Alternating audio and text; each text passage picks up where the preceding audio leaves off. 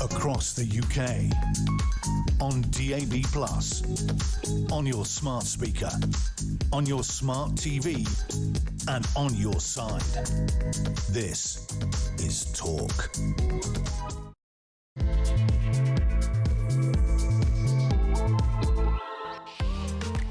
It's a Thursday night. It's Talk, the home of common sense. This is Duncan Barkes. I hope I find you well. I've purposely worn a bit of tweed this evening, and I'll tell you why. Because a lot of people who work here at Talk are very London-centric. They live in London. I'm not going to say they're all in the London bubble, but there's an element of being a little bit too close to the Westminster bubble. And I just want to make the point that you won't find me in London. I come here, I drive in here, and I drive out, because this place drives me nuts, the capital city. It is dirty, it is expensive, it is full of crime. I don't like it. I wouldn't live here for all the tea in China. So I live on the south coast, quite close to the countryside, the glorious South Downs. So when you hear me here on Talk, or you watch me on Talk on the YouTube and all of that kind of malarkey, you're listening to someone and watching someone who is outside of the bubble, right? I drink in the pubs in the countryside. I can tell you what real people think about stuff, not just people within the M25. So that's my rather lengthy explanation for a little bit of tweed this evening. Do you think it works, people behind the glass? Do I look like I need a tractor? I think I do need a tractor. Anyway, I'm here through until 10. It's the evening exchange. I'm in for Peter Cardwell.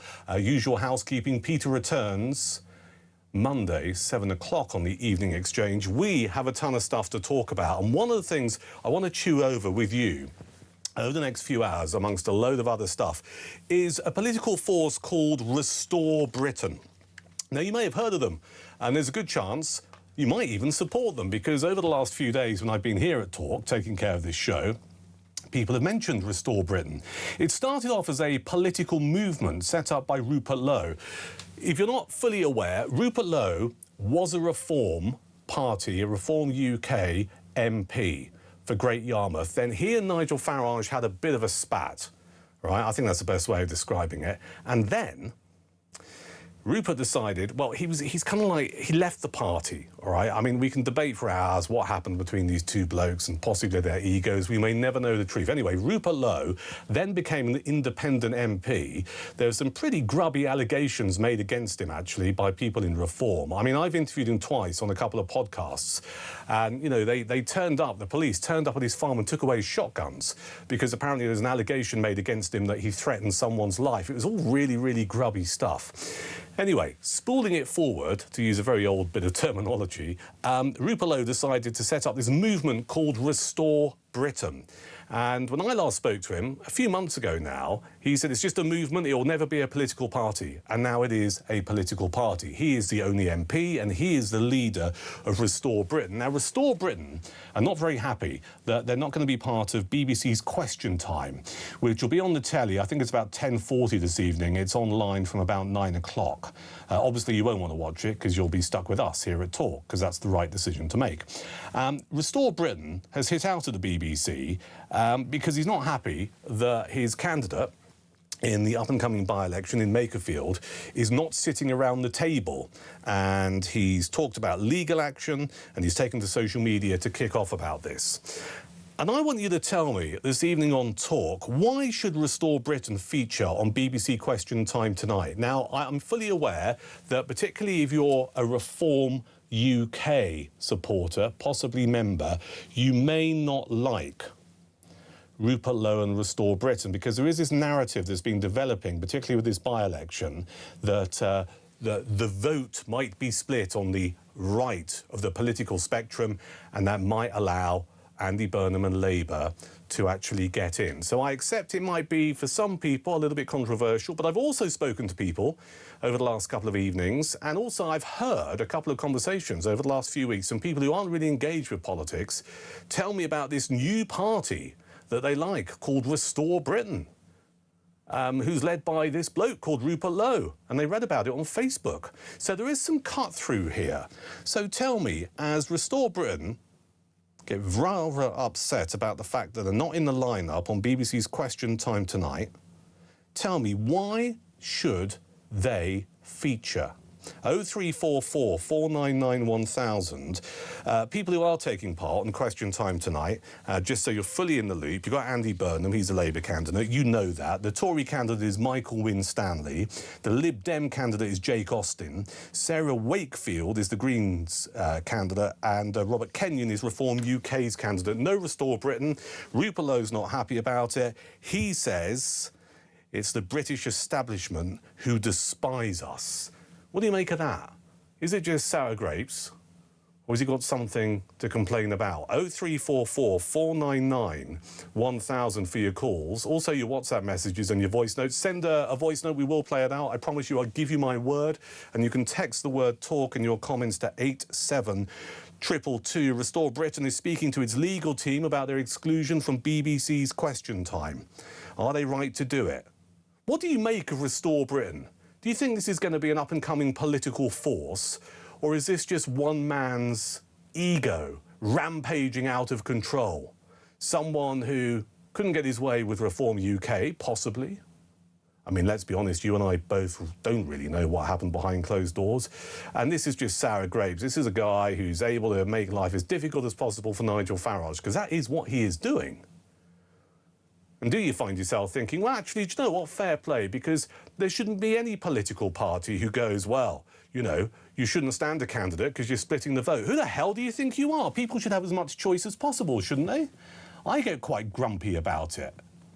I find it remarkably condescending when politicians of any political stripe say to another party, don't field a candidate, you're going to split the vote. I mean, that's quite insulting to the electorate, isn't it? We should have as much choice as possible when it comes to voting in any form of election. That is only right and proper, isn't it?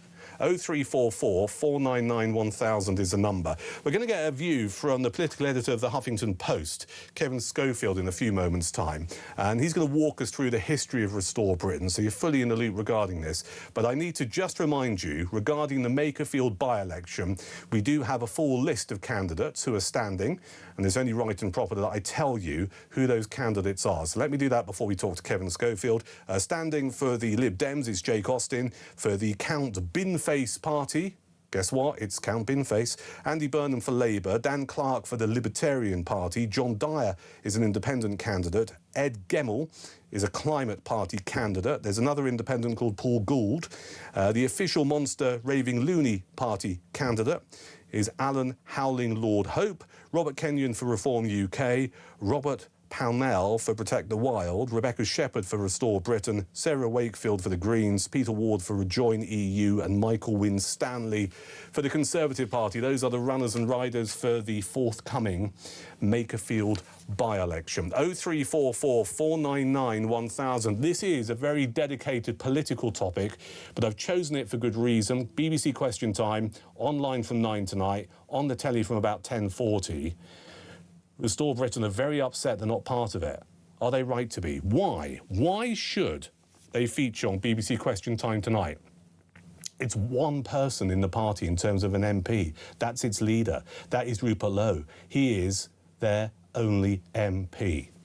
0344 499 1000 is the number. I should make the point, and you probably will make the point a little bit later on, which is this. Well, in one of the polls that came out recently, they polled 7%. So therefore, maybe they should be part of it. But you need to look at the wider political landscape, don't you? And that's what the BBC will tell you. The wider political landscape is simply a case of like, well, that's just one poll. And they've only got one MP in Parliament, and that's their leader, Rupert Lowe. 0344 499 1000 for your calls, your voice notes, your WhatsApp messages, and your normal messages. I'll read them out, we'll play them out, we'll talk about this. You can text the word talk and your thoughts to 87222. Let's talk to Kevin Schofield, political editor at the Huffington Post. Hello, Kevin. Hi there, Duncan. As always, good to see you. Thank you for your time this evening. I wanted to get you on just so you can walk our listeners and viewers through the, if you like, the Restore Britain story so far. Yeah, well, I mean, you gave a pretty decent summary of it there, Duncan. I think, you know, this is, I wouldn't say a one-man band, but he's certainly, Rupert Lowe is the driving force behind Restore. You're right, they had a huge bust-up with Nigel Farage. He was elected as a Reform MP back in 2024, was part of the 5 Reform MPs elected then. they had this huge bust up not long afterwards, and he went away and decided to set up his own political movement. Now, they've had a remarkable rise. Now, he is the only MP, you're right. They've never had an MP elected under the Restored banner because he defected from Reform. But they do have 7 councillors now on Kent County Council, again, defectors from Reform. They have members on Warwickshire Council now as well. And in the elections on May the 7th, Great Yarmouth First, which is an affiliate party, they swept all 10 seats in the local elections. So there's a growing presence, but it seems to be largely driven by social media. Now, Rupert Lowe, I was quite astonished about this myself, actually. He's got over 1 million Facebook followers. Wow. And he really drives interest and engagement with his party on social media. He's very good at it.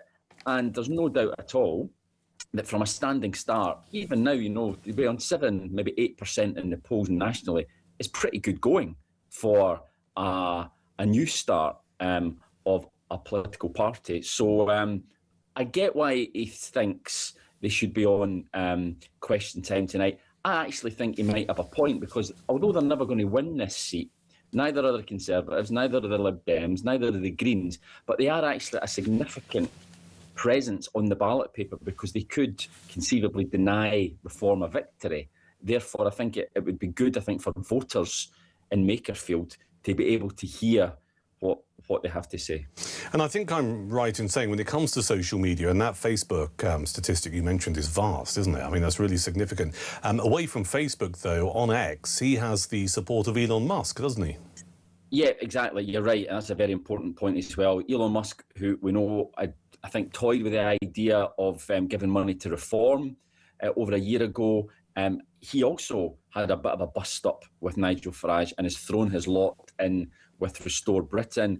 And you're right, and this is a guy with literally millions of followers. He owns X, he owns the platform, and uses that megaphone that he's got to push Restore Britain. So I think that really gets under Nigel Farage's skin as well, because, as I say, this is a guy who he thought he had in his corner and was potentially going to give them a lot of money, and is now backing Rupert Lowe, Nigel Farage's arch enemy, really, and Restore Britain. So they've really got under Reform's skin. You've seen it throughout this by-election campaign on social media. Lots of attacks from Reform on Restore, because they're really worried, as you said earlier, it could split the vote on the right wing of politics, and they think let Andy Burnham in through the back door. It's hard for me to sit here in our talk studio and keep mentioning the BBC, Kevin, for all kinds of reasons. But we should ask the question, and I'd welcome your response. BBC Question Time is Marmite for a lot of people, I think. Some people just go, well, I'll watch it because it's got some personalities on there. Some people say I gave up watching it many, many years ago. I dip into it from time to time, though most of my consumption is the clips they stick out on social media. Tonight's Question Time, though, how important do you think it is, bearing in mind that it features a good selection of the candidates who are going to be in the Makerfield by-election? Yeah, I think it's very interesting indeed. I'm a bit like yourself. I kind of watch it occasionally for professional purposes, but I wouldn't really watch it on a night off ordinarily. But yeah, I mean, Makerfield is, it's a hugely consequential by-election. We know that if Andy Burnham wins, he's odds on to become the next Prime Minister. If he loses, then all bets are off. I think Labour go into a bit of a tailspin. So it's a massive, massive by-election.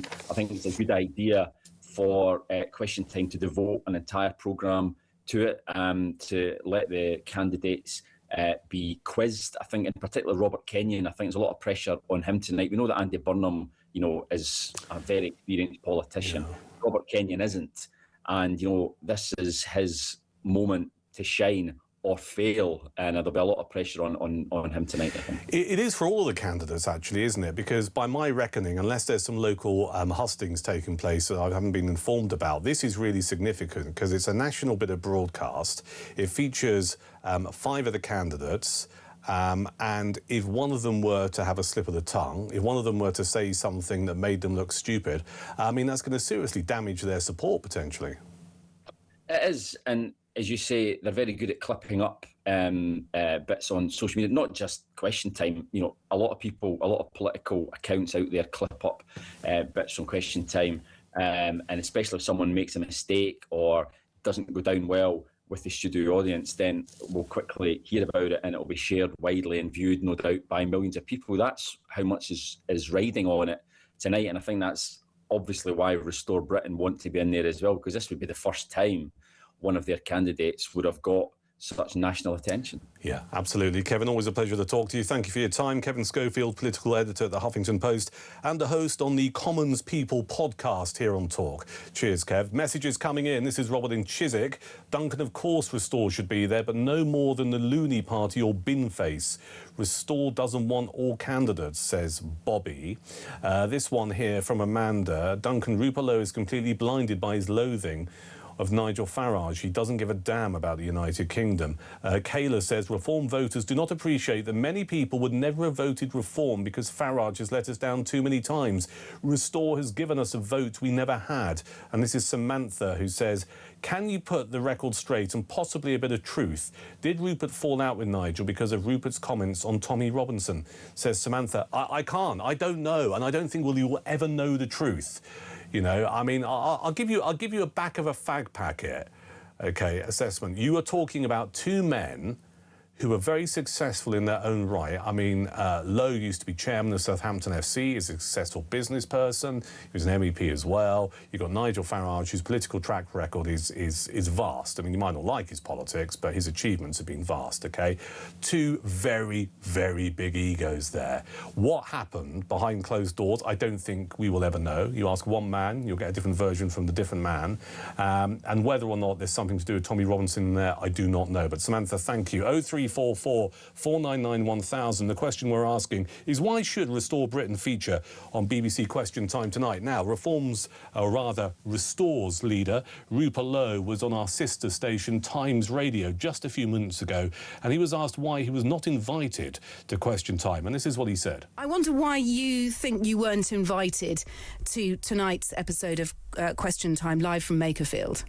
Well, I've no idea. You'd have to ask the BBC that question. I mean, at the end of the day, as you say, the poll you're quoting, I think, is the Times poll of last. It's a very old the Survation poll, yeah, from last week. It's a very old poll. We didn't think it was very well structured, but in there we were polling 7%, which I think is more than the Tories, Lib Dems, and the Greens put together.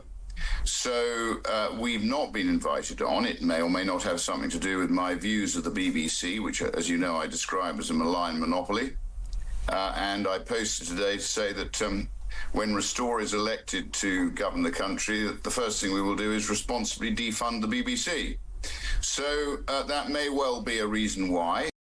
So that's Rupert Lowe, Restore Britain's leader and only MP, who was on our sister station Times Radio literally a few minutes ago talking to my colleague Kate Borsay. Your thoughts on that? 0344 499 1000 as we continue to chat about Restore Britain. Ask the question, do you think they're an up-and-coming political force? But the key question tonight is, why should they feature on BBC's Question Time? They're not. They're unhappy about it. You tell me, if you think they should feature, why they should feature. Don't go anywhere. Our debate desk is looming large. We have a couple of opinionated titans in the Talk studio, moments away. Joe Wheeler, broadcaster, and also Lewis Oakley, author and podcaster, here next at Talk.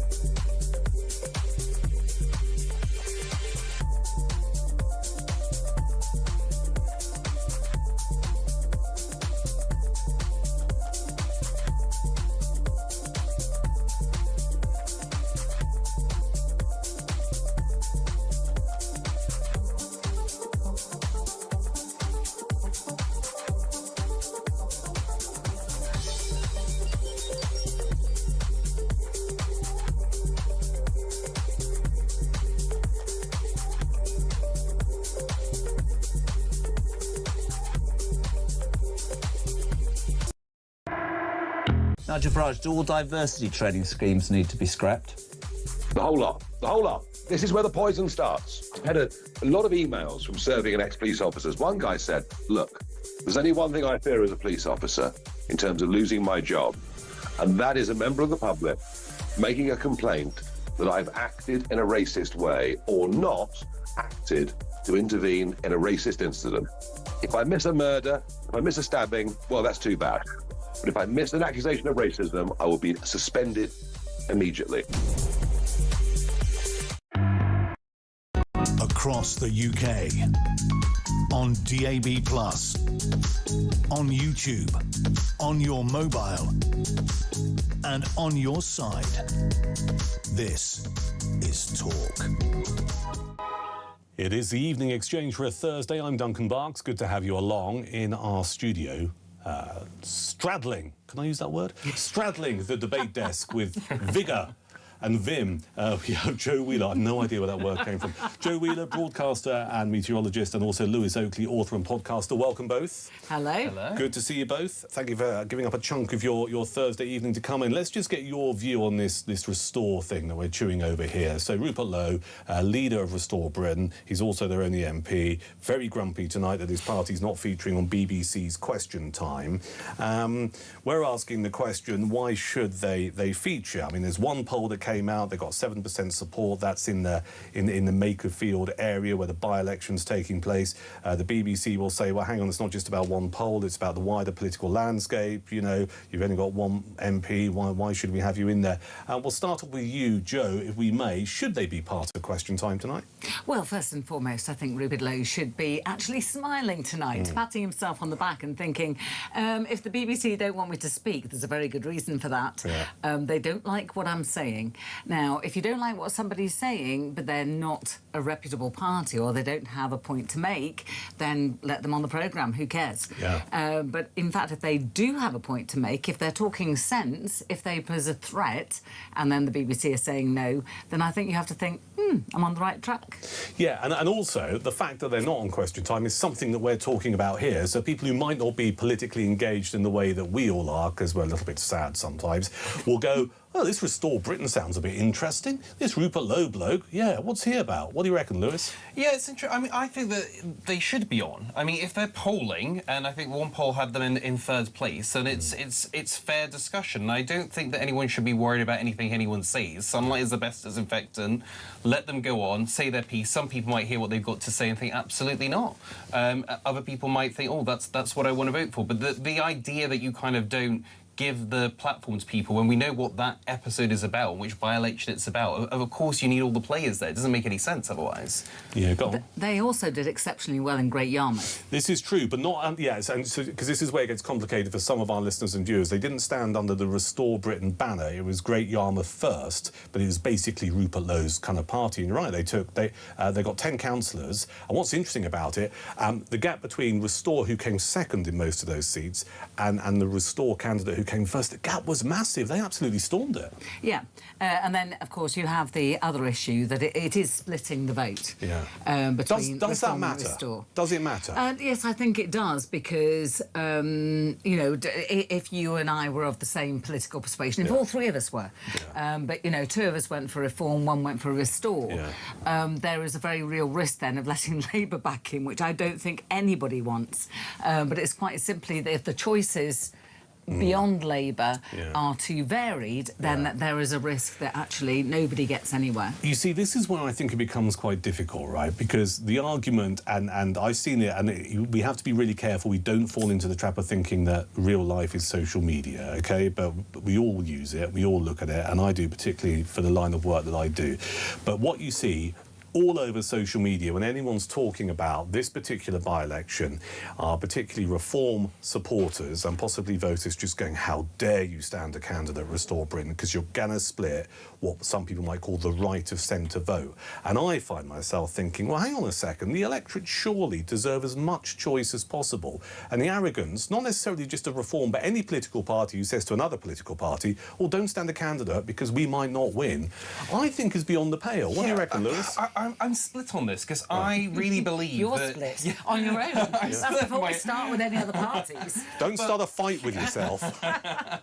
But I'm about principles. I really believe in politics should be about principles. You should vote for what you want. Yes. But you cannot ignore the mathematics, and that we have a system that, you know, it's not the PR system. I think we could even come up with something better than that. But we are where we are. If you vote for a certain way, you may end up with the complete opposite of what you want. So you have to factor these decisions in, because that is just the way the game is played. Yeah, it's interesting. But, I mean, Joe, you're absolutely right. This by-election at Makerfield is so important, isn't it? Because it's not just about a by-election. It potentially could see a new Prime Minister of this country. And if you are to the right of the political spectrum and you don't want a Labour victory, and we know that the Conservatives are not really doing anything in this particular by-election so far, according to the polling, you know, you really want a strong candidate who's going to storm it. Well, yeah, of course you do. If you really simplified this election and said, do you want Labour or anybody else? Yeah, I think the vote would overwhelmingly go to anybody else. OK, because I just don't think Labour have that kind of popularity right at the moment. But the trouble is, if anybody else was going to win, that may not happen if you have enough other candidates who might take the vote, and therein lies the issue. So do you think Restore Britain should stand down their candidate?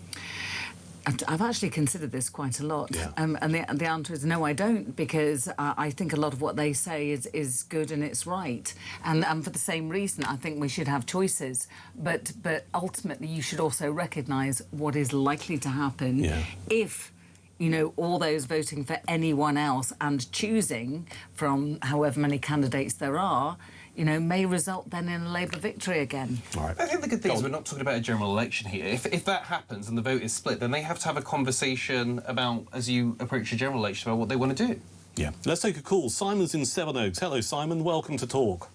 Thank you, Duncan. I mean, the fact of the matter is, you said this is the most important by-election in recent history. I disagree. What does it matter if Burnham wins? I mean, we're still going to have this god-awful government, this god-awful regime. The same people are still going to be in power. If anything, they're going to be worse. They're going to drive us to a financial crash sooner, which will compel them to call for a general election because they can't govern the country. Well, I think the by-election is very important, quite simply because it may define who becomes the next Prime Minister of Britain, which is not what happens in most by-elections. But it's basically, the end result is irrelevant, isn't it? We're still going to have a Labour government. It's not going to trigger... Yeah, but I mean, there is an argument here that... let me make my point to you, Si. There is an argument here that Burnham, particularly given his past comments and all kinds of things, is actually more to the left than Keir Starmer is. So, you know, you might just go, well, it doesn't matter, we'll still have a Labour government. I can make the argument to you, in fact, I will make the argument to you, is it'll be a Labour government which is socialism on steroids. And unless you want that, that's not a palatable option, is it? Well, I don't want this Labour government, to be quite honest. So, quite frankly, I don't want Burnham running it. I don't want Starmer running it. But I don't want Wes Streeting, Angela Rayner, David Lammy, God forbid, Shabana Mahmood. I want none of them in power. I mean, it's a parliamentary by-election. Now, if the people of Makerfield are so stupid to be used to get a more personable front to this horrible socialist Marxist government into place, then more for them. All right, Simon, quick question then. I mean, what's kicked this off this evening on Talk is the exclusion of Restore Britain on BBC's Question Time tonight. Do you think they should be allowed to feature? Well, of course they should. I mean, this has so many parallels with the 2024 general election. You had, for instance, on GB News, under the Electoral Commission rules, that the parties like the Greens and Reform were only given sufficient airtime considering their previous electoral performance. Yeah. And this is the excuse that the BBC is using. Yeah, and now is it an excuse? If I can finish, Duncan, please. Go on. You had the ridiculous situation that you had reform policies being announced, and then in the studio in GB News you had a Labour apparatchik and a conservative apparatchik, both of them have fervently anti-reform, actually castigated that policy with no right of reply from a report from representative. And so basically what the BBC is doing to restore is exactly the same as what they did to reform in the 2024 general election. Or you can make the point it's exactly what the BBC did to UKIP decades ago as well. Interesting calls, Simon in Sevenoaks, thank you. It is Talk, it is Evening Exchange for a Thursday. More from our debate desk next.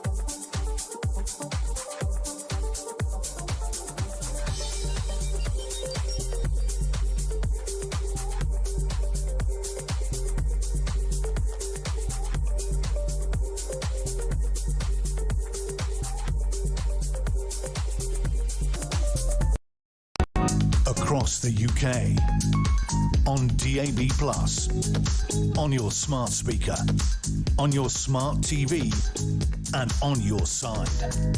This is Talk.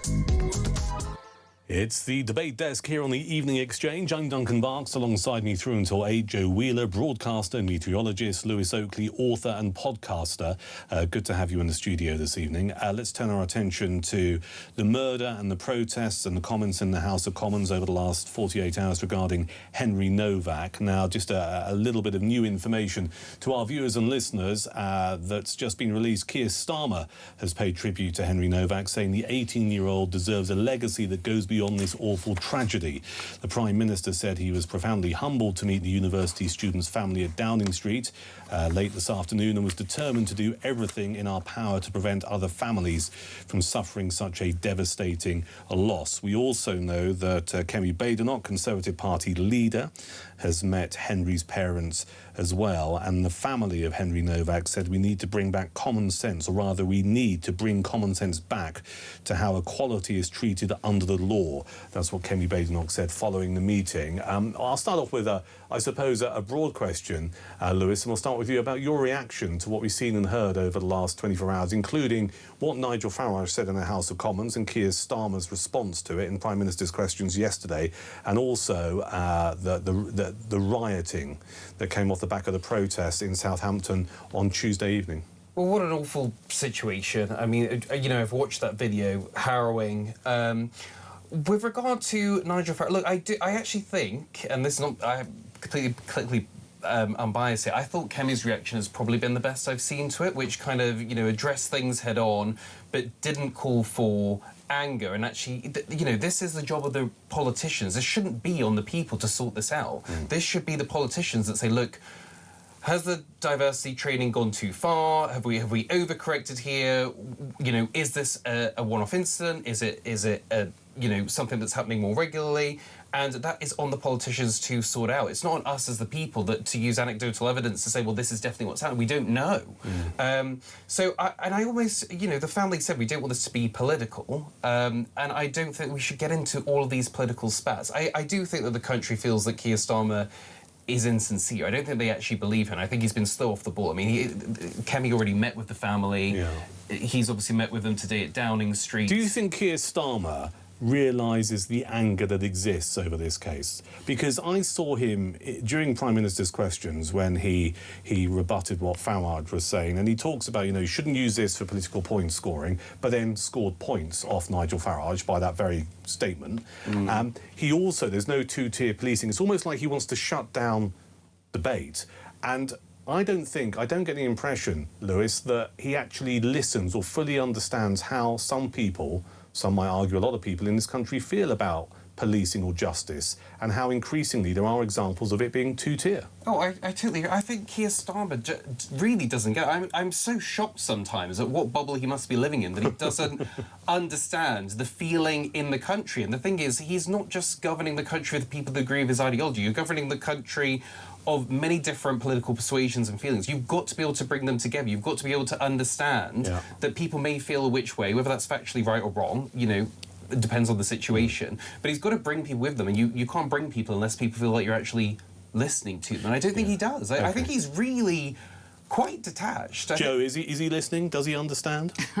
I think this particular situation shows that Keir Starmer has no soul whatsoever. As a mother of 5 children, two boys, if this particular situation had happened to either of my 2 sons, I would not be sitting there saying, we need to bring common sense back to how equality is treated under the law. What absolute balderdash.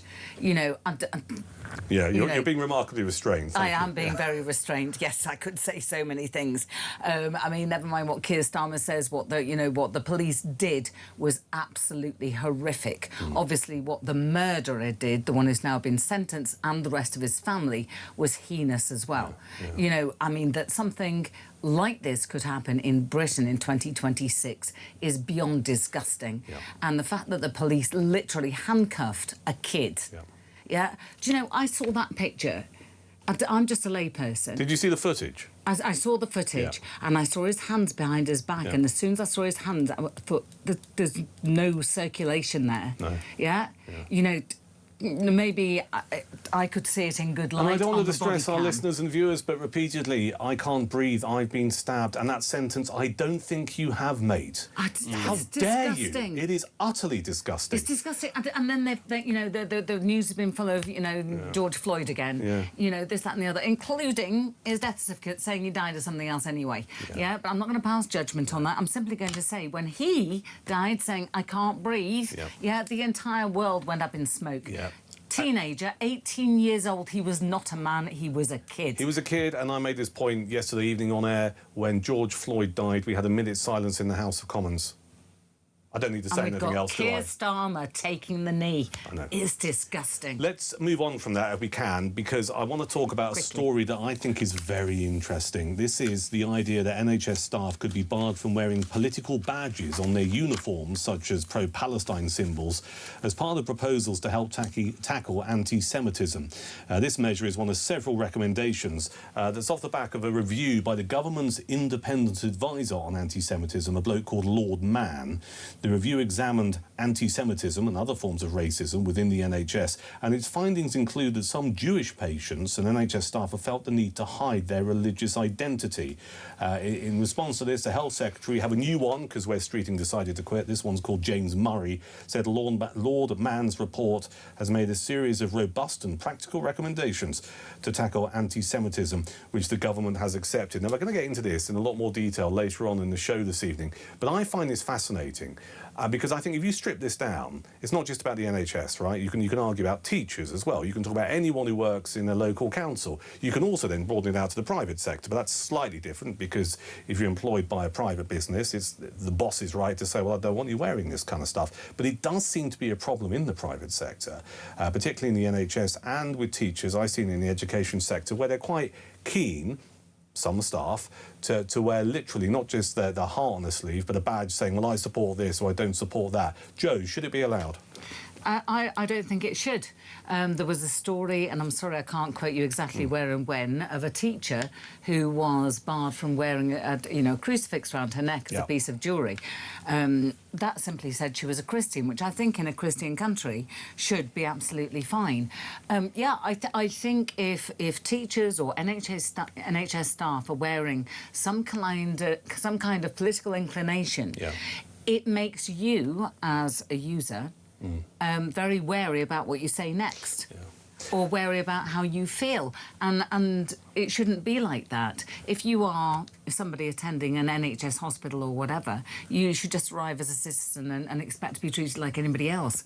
And certainly, if there is any thought that there is anti-Semitism within those, those hospitals or whatever, that is entirely wrong. What do you reckon, Lewis? Yeah, I can sort of agree. I mean, if I show up at hospital and I've, needed to use the NHS in emergencies, I really don't care what politics you support or political party you belong to, or whether you're LGBT. Are you a doctor? Have you dealt with this before? It's probably the main thing. What I would say, though, is that if we go down that line of thinking... Well, also, the line of thinking being you shouldn't display stuff. Yeah, but the problem is, it's like, well, where do you draw the lines? You're saying about religious symbols, but then often, healthcare is political. So say if there was a political party that said we're going to scrap the NHS, I do think doctors should be able to wear a political badge of, like, well, we support this party that's saying we're going to fund the NHS more. But why? That's not their job. They're not there to give their political opinions. They're there to heal people. I understand, but the NHS, like, it is political, whether we want to admit that or not. The care shouldn't be political, obviously. When you say it's political, you can make that argument about school and education, right? Anything that's a public service that taxpayers pay for, you can argue is political. Yeah. Because that's, unless I misunderstood you, that's where you're coming from on this. But then the onus has to then be on that individual, because all right, well, let's take it to an extreme, because the extremes really, I think, clarify how far people go. If I could easily see a teacher in a state school wearing a badge saying support Labour because they protect education, right? And I think a lot of their colleagues would go, yeah, good on you. A teacher wearing a badge saying, I vote for Reform UK, their feet wouldn't touch the ground. And that's the problem here, isn't it? Yeah, well, there's two-tier badging then as well. Two-tier Britain, welcome. Yeah. As you well know, I live in Lincolnshire. Yeah. Driving down here today, there are banners saying ban the farm tax. Yeah, it doesn't say vote for so-and-so. It just says ban the farm tax. Any party that will. It isn't actually political. You see, I live in West Sussex and I drive in, and I did go past a banner, which I'm happy to promote, just outside Petworth, a great village called Dunkton, opposite the Cricketers pub. It says, vote for a farmer, not for Starmer. I like that. Yeah, I do like that. Yeah, good to find a rhyme always. But Lewis, you make a point. I mean, it is about drawing the line, but you've got to draw the line somewhere, and surely the line has to be, you can't just go, and I don't want to misrepresent you, but if I've understood you correctly, the idea that, the NHS is political, and therefore there might be a political party who says, well, that there should be less funding or there should be reform, and therefore it's OK for a nurse to wear a badge saying, well, support Labour or don't support this other political party. If you accept that's OK, you've got to accept that there might be members of nursing staff or doctors who have political views which are not similar to protecting the NHS and actually a bit more extreme, and they might want to, not like Jewish people, for example, and they should be allowed to do that as well. Well, I mean, this is the thing. It's not about drawing the line, is it? Surely the easiest thing to do is just go no right across the board.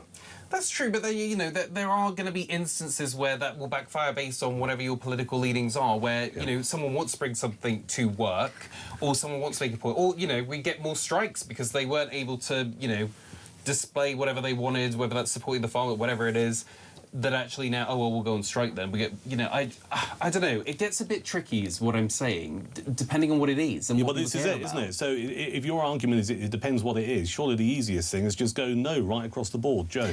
Well, I'd like to link this particular situation to another story that we were going to talk about, jumping the gun, where 2 reform councils have moved to curb pride flags and events. Now, this is restricting, not banning, OK? The council gave just 3 days' notice to organise of a pride flag ceremony, whilst Essex County Council ordered its 74 libraries to scale back pride ceremonies. Pause where you are, because we're going to get to that in a few moments' time. See, that is called a mega tease, isn't it? The debate desk will continue next, here at Talk.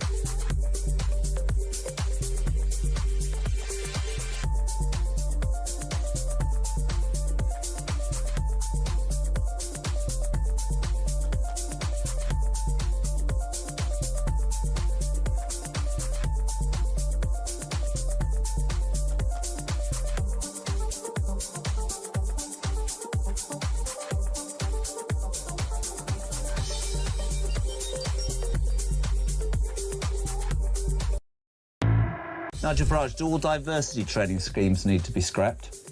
The whole lot. The whole lot. This is where the poison starts. I had a lot of emails from serving and ex-police officers. One guy said, look, there's only one thing I fear as a police officer in terms of losing my job, and that is a member of the public making a complaint that I've acted in a racist way or not acted to intervene in a racist incident.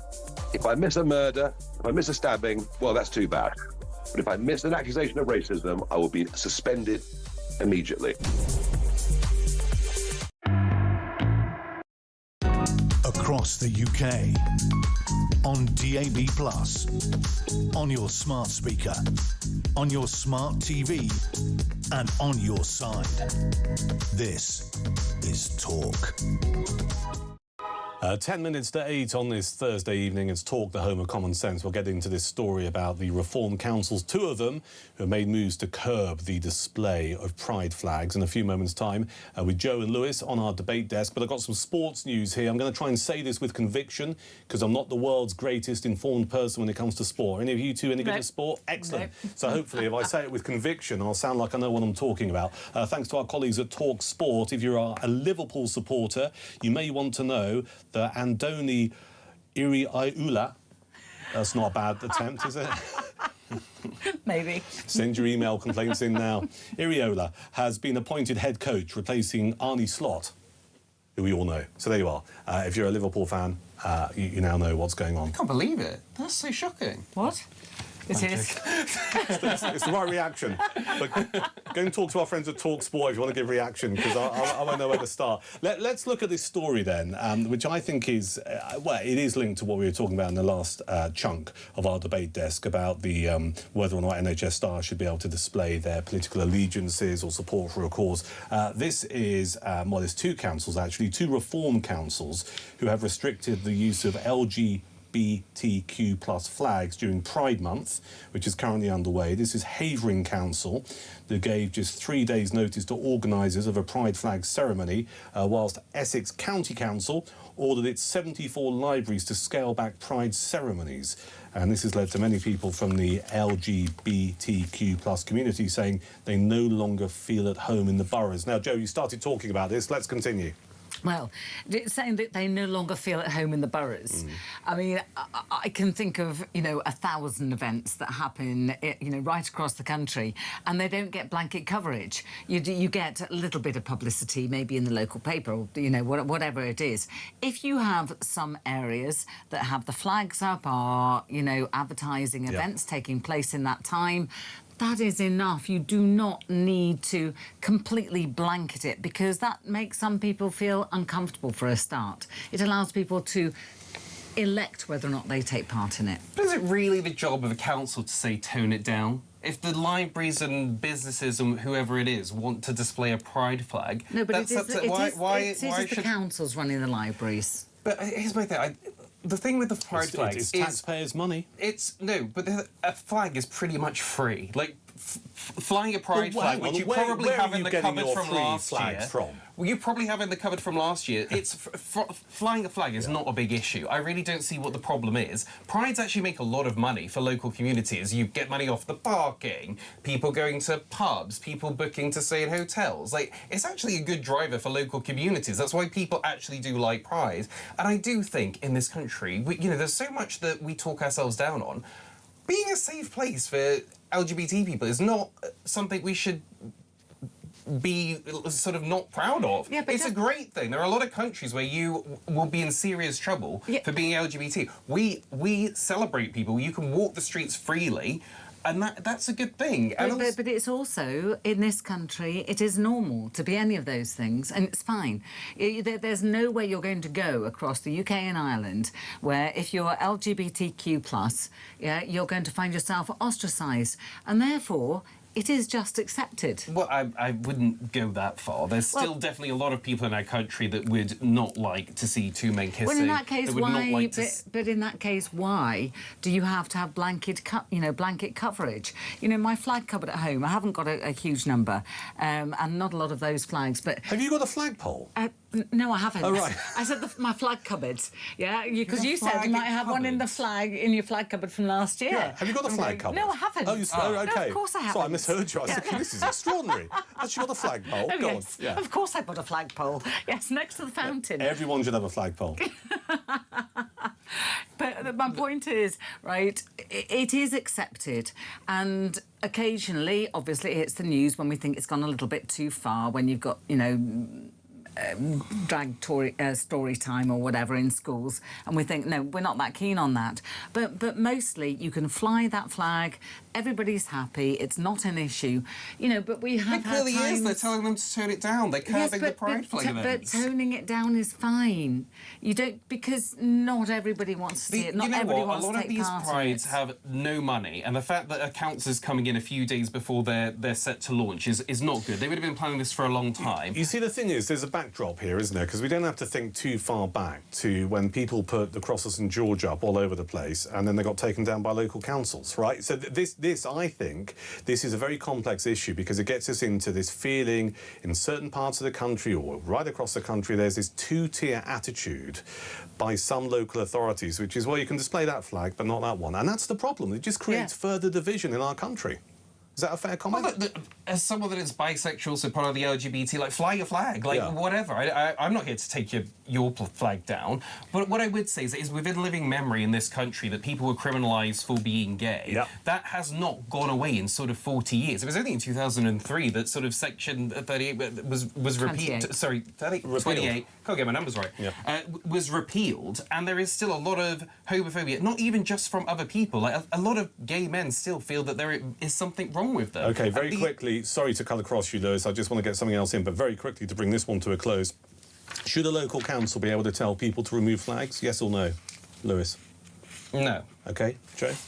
A local council should not be allowed to tell people what flags to fly, but equally well, they should not have total governance in what flags they are flying on their institutions. Blimey, you should be a politician. Right, final story then for our debate desk. We're going to try and roll two into one. One is about government advisors saying that it would be a lot cheaper to have a blanket 20-mile-per-hour default speed limit in urban areas as opposed to letting different local councils deciding where to do it. We also, and I know, Joe, you're interested in this, we've got a story knocking around about the demand for electric cars, and Chinese brands are reshaping the market. People like buying their EV vehicles. Let's do the 20-mile-per-hour thing. I hate them. I'm going to go into this in more detail a little bit later on, because I'm not convinced they make a world of difference. What do you think? Can I stay on? Because I was incensed by the 20 mile per hour. They put it in during the COVID times, because I was driving through London at that time, and I just saw them all going in. No, I'm sorry, engines are not efficient at 20 miles per hour. They're also burning rubber. It is ridiculous. And furthermore, in central London, you have got every single bike and his mate passing you, including a couple of joggers. It is ridiculous. All right. And this idea of just putting them in because it's easier than changing the speed limit is ridiculous. Yeah, I mean, as you drove in from Lincolnshire, I drive in from the wilds of West Sussex. You know, my heart sinks when I hit South London, and literally, I'm seeing snails go past me as I snake up Clapham High Road. It's like, what the hell is this about?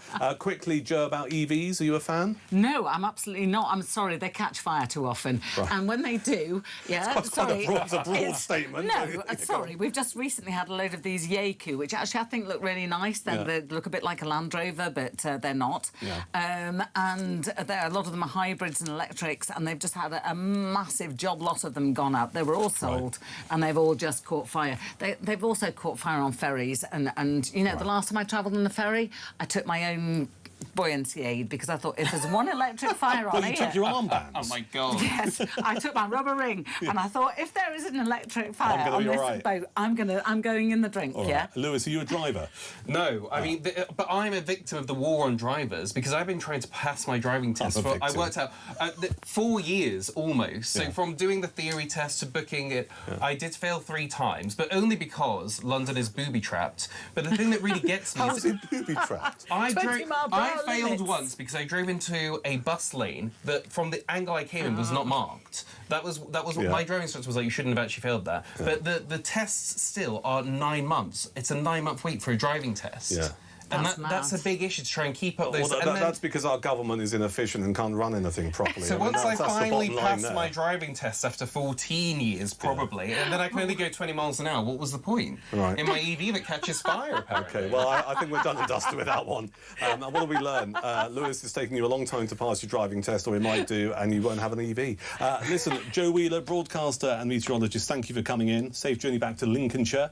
And Lewis Oakley, author and podcaster, always good to see you. Thank you. That's our debate desk. Tonight, after 8 o'clock, going to get back into that story about NHS badges. Should people be allowed to show religious or political belief in the workplace? We'll talk to Martin Goer, a former NHS Trust chair, and you as well about this after 8. 0344 499 1000 is the number.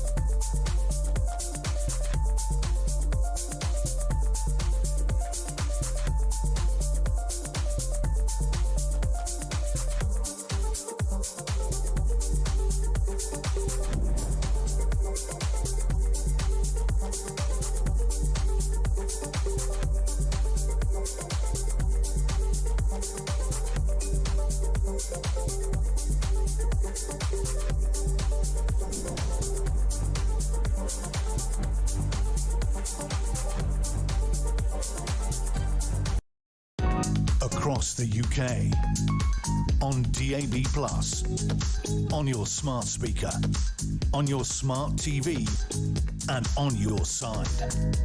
This is Talk.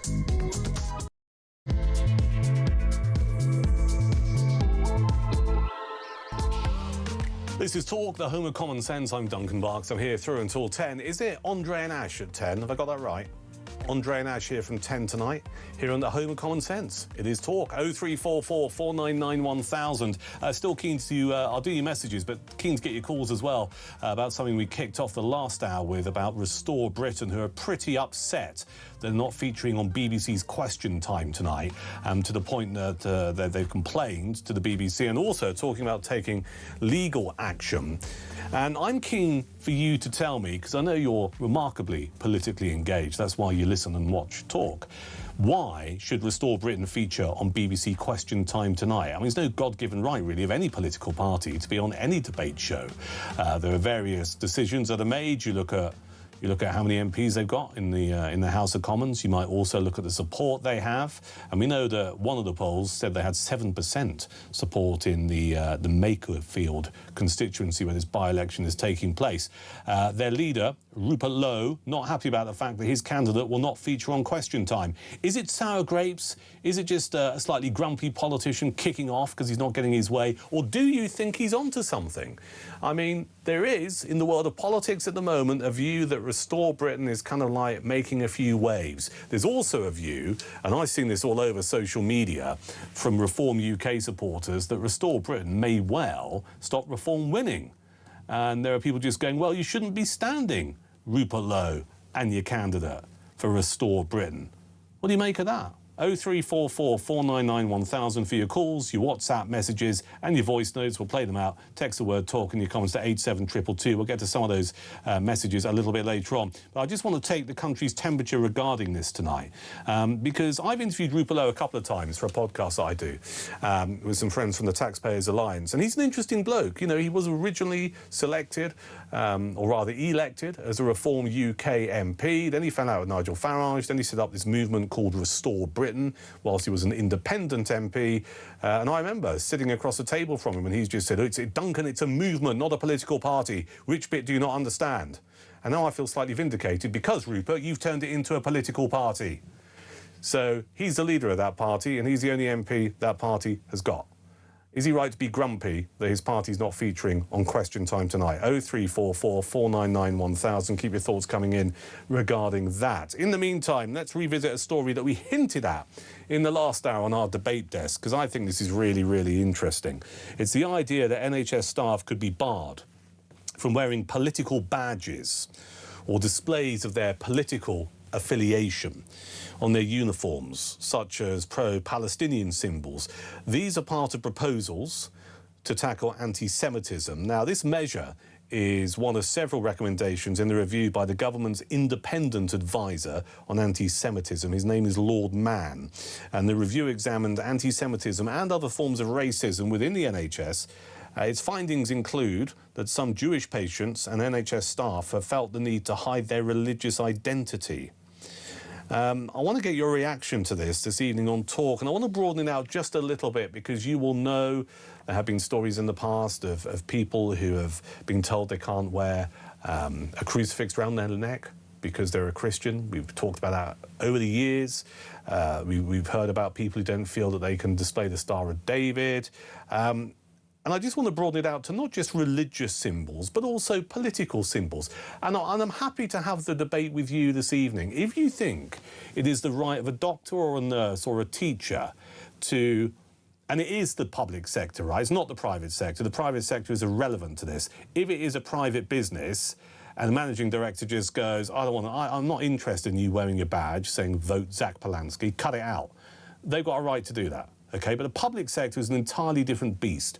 And Lewis Oakley made a very good point. He was on our debate desk in the last hour, which he said, when it comes to the NHS is political because it is a massive organisation. It's funded by taxpayers' money, and there are political parties who really support the NHS and other parties who believe it needs to be curtailed a little bit or reformed.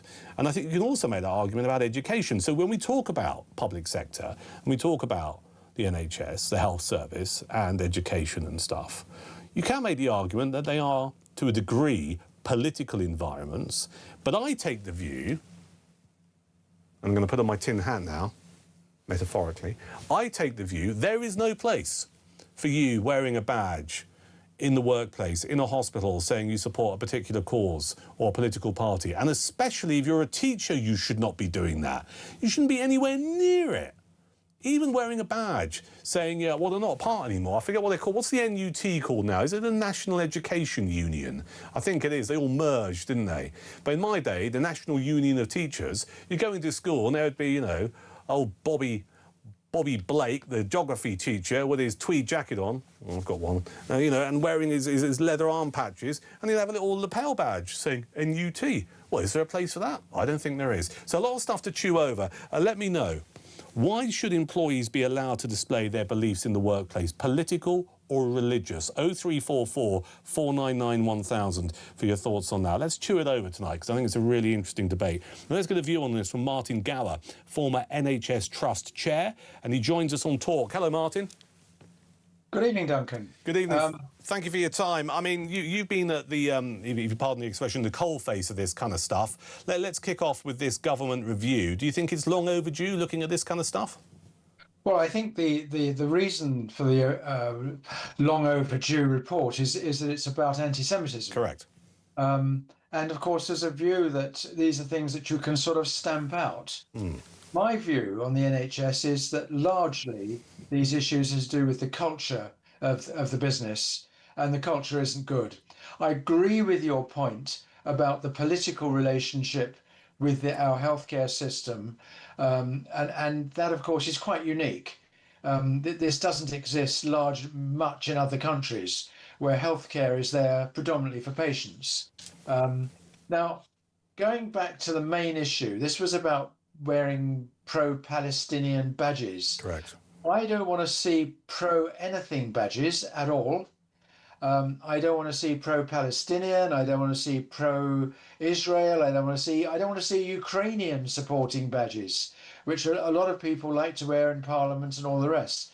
This is a healthcare system, and I don't also just include doctors, nurses, and frontline clinical staff. I include people who work on the desks, people who work in reception, and all the support staff who may come face to face with a patient. I don't want any badges. Quite frankly, the only badge that should be worn by a member of the NHS, a staff member of the NHS, is something that says Jane Smith, senior practice nurse, or whatever her role is. That is it. That is what she should wear. Nothing else apart from her security lanyard, which has her entry card and obviously a security QR code on it. So no, I think it just shouldn't happen.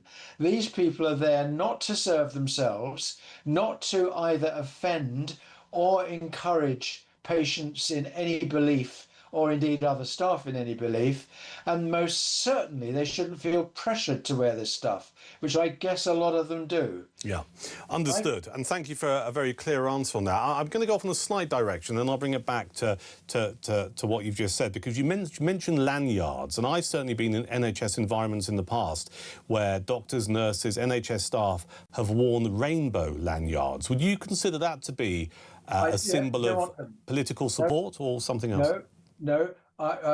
In my trust that I chaired, the last trust that I chaired up until 2020, I can tell you that the only lanyards people wore there were lanyards that had the name of the trust on them. Right. Absolutely not. We know what that's about. And the NHS has had its issues with LGBTQIA, whatever it is. We know about the nurses up in the northeast who, they're well-known stories. And no. This again, and I can tell you this, Duncan. Even when I was there, and I left in 2020, the pressure to do this sort of thing was strong. Now, the argument that I heard about the rainbow lanyards in NHS environments, particularly hospitals and A&E, and I think it's an interesting point, and I'm going to put it to you, is that if you have a doctor or nurse with one of those lanyards, it shows, and this is the word I was told, right? It shows that you're an ally of that particular community and they understand your background and maybe some of your concerns and some of your needs. Is that a powerful argument or is that a fudge? I think it's a fudge. I think you can deal with those situations with respect and dignity for all of those concerned. You absolutely don't need to run around in now. This is not the reason it's done. It is, unfortunately, Duncan, I agree, it is a fudge. Let's just return to this idea. I mean, you chaired an NHS trust, I think you said up until 2020. Yeah. How, I mean, these are vast organisations, right? And, there's almost like this pyramid of management, or actually not so much a pyramid, in my experience, it's more like just a block that goes up and never stops. I mean, how did you find it in the trust that you chaired? And I don't expect you to name it, but if the view was like the only lanyard you should have should be, with the name of the trust on there, and you shouldn't be able to wear any badge or symbol that supports any religious belief or political cause, how do you enforce that in such a big organisation? Well, that's an interesting point. It needs to be enforced at the first line of management level. And unfortunately, the leadership at that level isn't always that good. I'm happy to say in the trust that I chaired, we had a very positive culture. Frankly, a lot of that was to do with how well we circumvented NHS England and got on with our own thing. And we were genuinely totally focused on delivering good care to our patients. And when all this stuff sort of arose at board meetings and things about, what about DEI and all that, my point always was, how precisely is this going to help our patients who we're there to care for? And if it doesn't contribute anything, just don't go there, don't do it. We need to be an organisation that has that 24/7 focus on the patients, the people we serve, and actually, Duncan, to keep building confidence in our communities. That confidence in the NHS is now at a very low level, about 21% on the last survey. So there's two elements. There's the patient care, but also there's the confidence that if they or their mum or dad or their granddad or their grandma had to use the NHS, they can be confident they're going to get great care, untainted by any of this peripheral stuff. I've got to ask you this, because you're good enough to be candid enough to talk about you being in your board meetings and putting forward your viewpoint. Did you feel like a lone voice? No, not at all. And in fact, I was very, very fortunate because I had a chief executive and other executive directors and other non-executive directors who shared these views. Now, we dealt with these things very, not as passionately as I may have done on this show, but actually on the day we were calm and firm. But towards the end of my time there, the pressure on DEI issues began to strengthen. For example, I was, let me say, coerced into signing a letter stating how disgusted we were about the murder of George Floyd. And I really questioned this and said, well, what's it got to do with us? This was a guy who, yes, it was a terrible thing. He was murdered in Minnesota. And this has nothing to do with the NHS, our staff, or our patients. But the pressure, oh, well, we're under terrible pressure. We've got to do this. And frankly, and I regret doing it, I think I was about 5 or 6 weeks away from my term ending at that trust. And they're 3-year terms that you have. Yeah. So mine ended on June the 30th, 2020. And I think I was probably about, I don't know, 5-6 weeks away from it. And I yielded and gave in, and I wish I hadn't. Returning to the main thrust of this review that you rightly identified is to try and tackle anti-Semitism within the NHS and indeed elsewhere. One of the recommendations from this review by Lord Mann is that NHS staff should be barred from wearing expressions of pro-Palestinian support or indeed anything else. If that recommendation is adopted, do you think this can seriously be implemented? Won't there be some kind of staff revolt across the NHS? I don't think there'll be a staff revolt across the NHS. There'll be certain areas, certain NHS trusts, and you know, they're probably the same ones who ignored the Supreme Court ruling about sex and gender. They will still do it. You know, they will still have the rainbow badges and the Palestinian support things. They'll go on.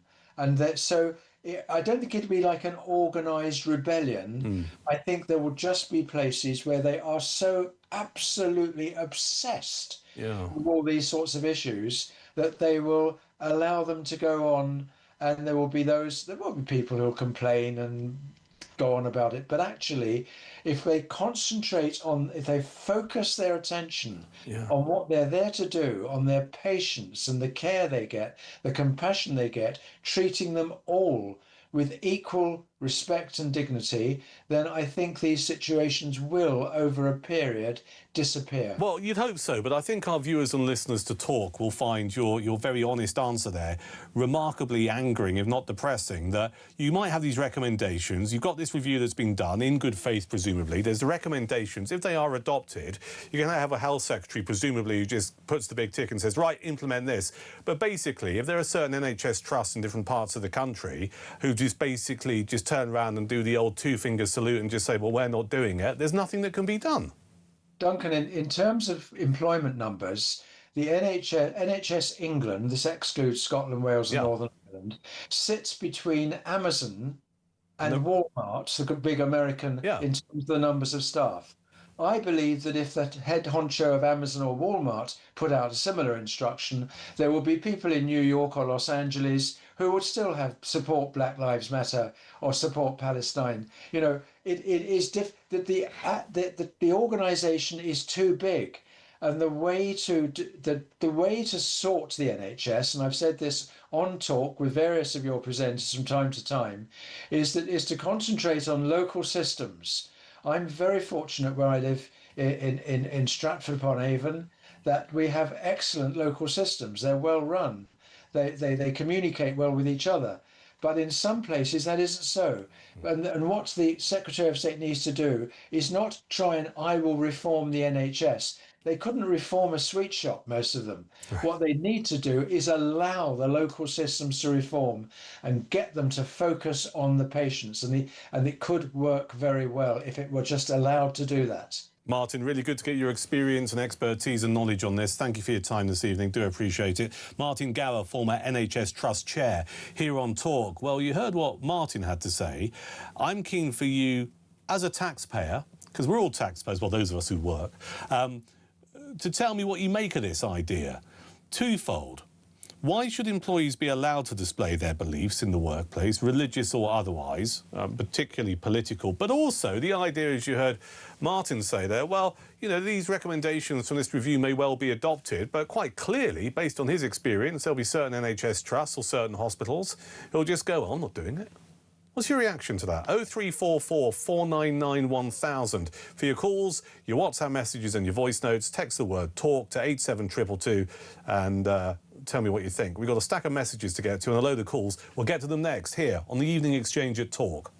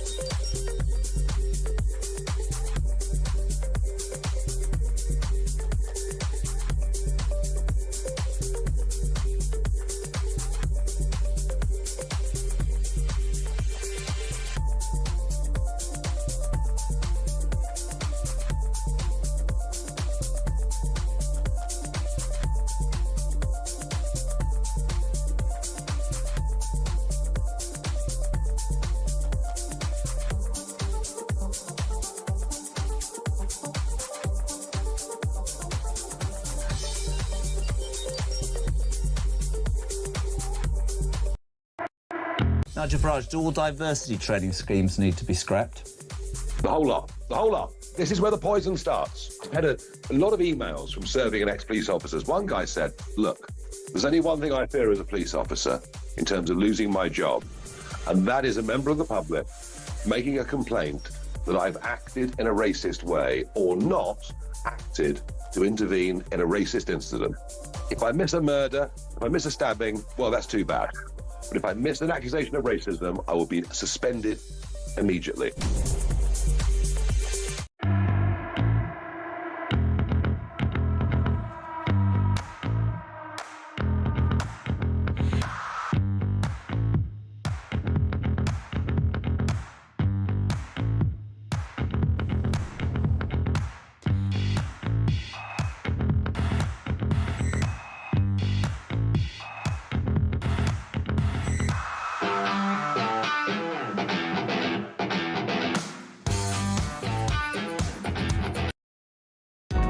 Across the UK, on DAB+, on your smart speaker, on your smart TV, and on your side. This is Talk. On DAB+, your smart speaker, YouTube or your connected device. This is the home of common sense. It is Talk. It's Duncan Barkes for a Thursday evening on the Evening Exchange. 0344 499 1000 for your calls, your WhatsApp messages and your voice notes. Text the word TALK and your comments to 87222. Asking you this evening, why should employees be allowed to display their beliefs in the workplace, particularly the NHS, as a review to tackle anti-Semitism in the health service has made a number of recommendations that basically says, well, look, NHS staff should be told they can't wear political badges, including pro-Palestinian or pro-Israel symbols. Looking at that. And also, we'll take some calls on this in a second, about Restore Britain, Rupert Lowe's political party, who are not on Question Time tonight on the telly. They're really upset. My argument, or rather my question to you, and it could end up as an argument, is why should they be on BBC's Question Time? Let me do some messages and we'll talk to Barry and Michael. This is Graham, who says, Duncan, I agree with you. Staff should only wear the uniform they have been issued with. In the services, this is standard practice. If someone wore a badge saying, I love Rupert Bear, for example, they would be asked to remove it, not in a nice way. Made me smile. Joanna from Salisbury says, Duncan, the only thing medical staff should wear is a uniform and a smile. This person says, and they asked to be anonymous, says, I work for the DWP. It is in my contract to not use any religious or political symbols or signs, yet countless Muslim women are allowed to wear full face coverings, and I see colleagues, especially PCS union members, as they are splashed across these stickers with laptop stickers promoting Black Lives Matter and Hamas. When I wore a discreet crucifix under my clothes to celebrate Easter, brackets, I didn't dare go to the church for Ash Wednesday, I was almost given a disciplinary for this. The only reason I wasn't is because I was able to argue successfully that whoever complained had spent an inordinate amount of time looking at my chest to be able to see this. No one in the public sector should display anything vaguely political, as it is in our contract, yet it is ignored because the public sector is institutionally leftist. Now, that's interesting, and thank you for sharing that, because, again, it comes back to, I think, something we talked about on our debate desk, about flags, and indeed political symbols in the workplace. It depends what that symbol is, right? And I put it to you, if you're a teacher and you're in a classroom and the teacher was wearing a badge that says, vote green, I love Zach Polanski, most of your colleagues wouldn't bat an eyelid. In fact, I would argue, if you were told to take it off by the head teacher, a lot of your colleagues would go, what are you doing that for? Oh, what's the problem with that? If a teacher was wearing a badge that said, Farage for Prime Minister, there would be hell to pay. And I think that's just another example of where we are heading as a country. And I'm not here to promote any political party, and that's not my job. I'm not a member of any political party. But there is this narrative that appears to exist regarding a two-tier society when it comes to law and order, crime, policing, as we've discussed over the last couple of nights. You can argue justice. There's a two-tier attitude regarding the flags that are OK to display and not OK to display. And I suspect there's also a two-tier attitude regarding political badges of affiliation or symbols of religion. And I think that's the problem that exists. And yesterday in Parliament, we had MPs saying, we shouldn't be talking about what happened to Henry Novak because it just creates further division. And I said this last night, the division in this country already exists. And we need to talk about people's concerns about it because that's the only way to make things better. Let's take a call. Barry's in Sheffield. Hello, Barry. Hello there, hi. I've got to say, first of all, I'm really impressed with the coverage that you've done of this. When I heard you talking about it to start with, I thought it was going to be a big hit piece, but no, it's been really, really fair. I think absolutely Rupert should have been on BBC. I know he wouldn't be, and I know why. Forgive me for interrupting, Barry. Did you say you thought it might be a hit piece? Yeah, I thought you'd, when you had your commentators on and things. What, a hit piece on Restore Britain? Yeah. Why would the media want to do a hit piece on Restore Britain and Rupert Lowe? Oh, sometimes I listen to Alex Phillips and she really goes into one against them, didn't she? Well, she's got an opinion. That's not necessarily a hit piece, though, is it? No, I thought like the whole station was of that opinion. I know it does seem like, especially some of the other radio stations, obviously, where Reform have got an interest. You can. Well, I'm not here to talk about other radio stations. I'm here to talk about this one. So let's cut to the trace. You think Rupert Lowe's Restore Britain candidate in Makerfield should be on Question Time tonight? Yeah, definitely. She looks very respectable. Well, it's not about how she looks, is it? Yeah, she's a decent, hard-working person, got a lot of experience in business, which is quite important, considering our government has got no one that's ever been in business. That's true. Yeah, I think she looks like a decent woman. But it's not about how they look, Barry, or their background, is it? It's about fair representation. And Rupert Lowe's gripe here is he feels that he runs this line, Rupert Lowe. Look, I've worked in politics as well as the media. I've run political campaigns for all kinds of different politicians. Again, I've never been a member of a political party. I'm not a member of a political party. And he's running this very good line that the reason that his candidate is not on Question Time tonight is because the establishment will never give Restore Britain the airtime that they should. And that's really powerful because it's almost like this, you know, we're an insurgent party and people are scared of us. But you can make the argument, if you look at the House of Commons, Restore Britain only has one MP, and that's Rupert Lowe himself. That's it. When you look at all of the other parties, they've got, you know, 5, 6, 7 hundreds of MPs, and that's why they're on Question Time tonight. Does that not stand up for you, that argument? No, because they did this to Farage before he sort of got. Well, no, I mean, I think you'll find Farage has been one of the most. Well, he's been one of. I was going to say the most popular. I can't quantify that. He has been one of the most appeared politicians on Question Time over the last 20 to 30 years. Okay, to me, it kind of seemed to happen more after he got. You know, when he went on Celebrity and really got sort of engaged with the young people and was really starting to look popular.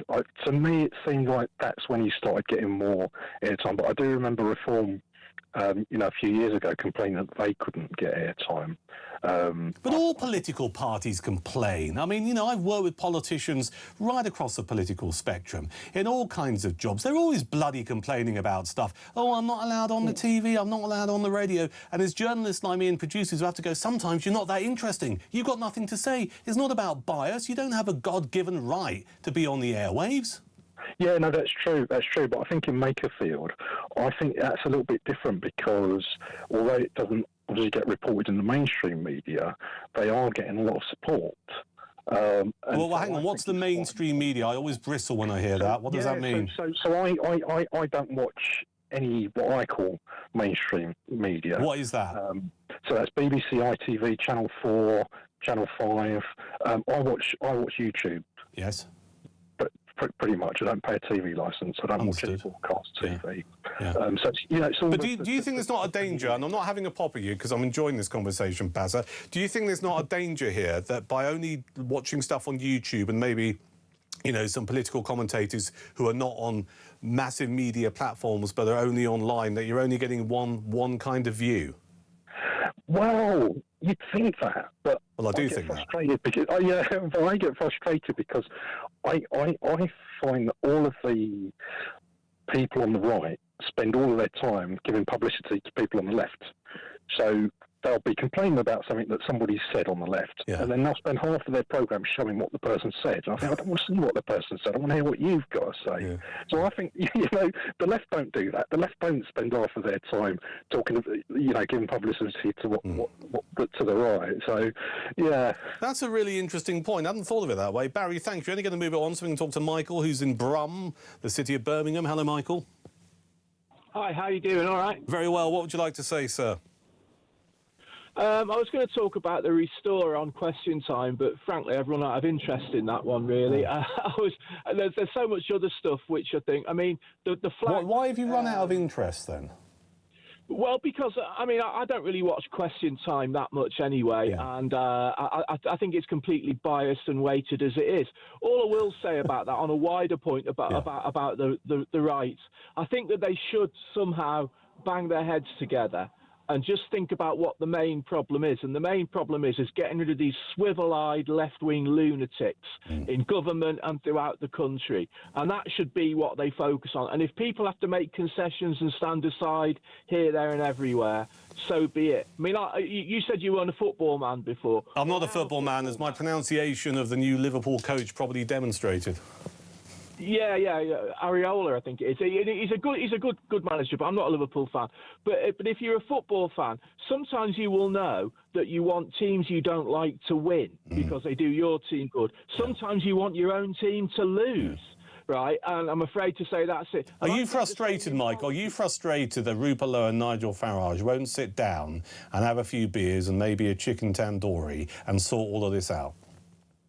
I think it's absolute political suicide, and it makes me think there's a deeper agenda somewhere behind this as to why on earth would they so clearly, are two intelligent guys, why would they so clearly be fragmenting the vote? There were so many seats in the last election where a few hundred either way would have put reform in, and that could do the same next time. And to be taking that away is absolute madness. Well, yeah, but you can also argue in the last election that if reform hadn't stood in certain constituencies, those constituencies would have got Conservative MPs and not Labour MPs, and we wouldn't have this mob in Downing Street. So it works that way as well, doesn't it?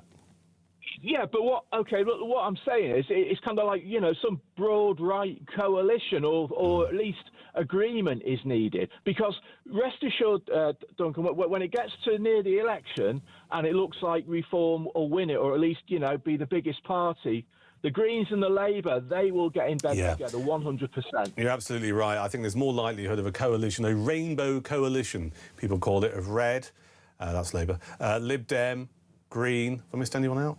That's probably it, isn't it? A rainbow coalition, possibly the SNP, absolutely. Whereas the right at the moment is massively fragmented. Great call, Michael. Thank you. Up next, we're going to talk about 20-mile-per-hour speed limits. I love them. Not really. And also the growth of EV cars. This is Talk.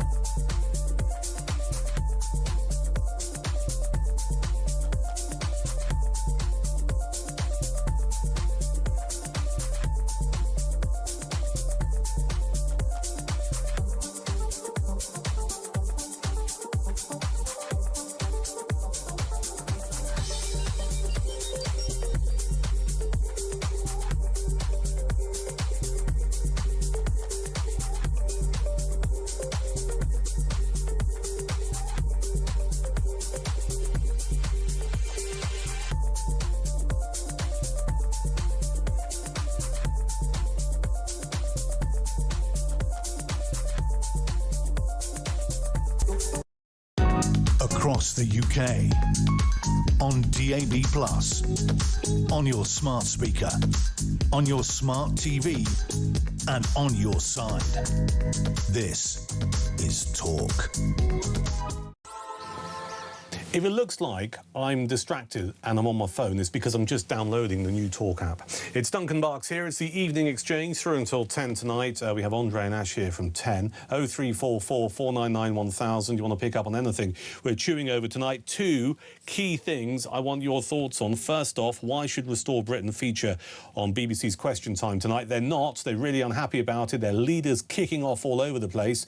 Why should they have a place around that debate table? And you can answer that from any perspective, maybe as a Reform supporter or a Restore supporter, or indeed a supporter of any other political party. And also this idea that in the workplace, particularly the NHS, but we can broaden it out, that people should no longer be allowed to show religious or political affiliations or beliefs. The review's being carried out to tackle anti-Semitism. One of the recommendations is quite simply that there's no place to have a pro-Palestinian badge or a pro-Israel badge or whatever if you're a nurse or you're a doctor. And I just want to extend this whole debate about whether or not it's ever appropriate for anyone in any workplace in the public sector to have a badge saying, I support this political party, or I hate this particular country, or let's get Trump out, or whatever. 0344 499 1000. We'll continue to take your calls and messages on that as we continue this hour here on the Evening Exchange at Talk. But let's turn our attention to something that I don't have and something I've experienced and I don't like. The thing that I don't have is an EV, an electric vehicle. But we're hearing tonight here on Talk that demand for electric cars and Chinese brands are reshaping the market dynamic, giving the new car market its best performance this decade.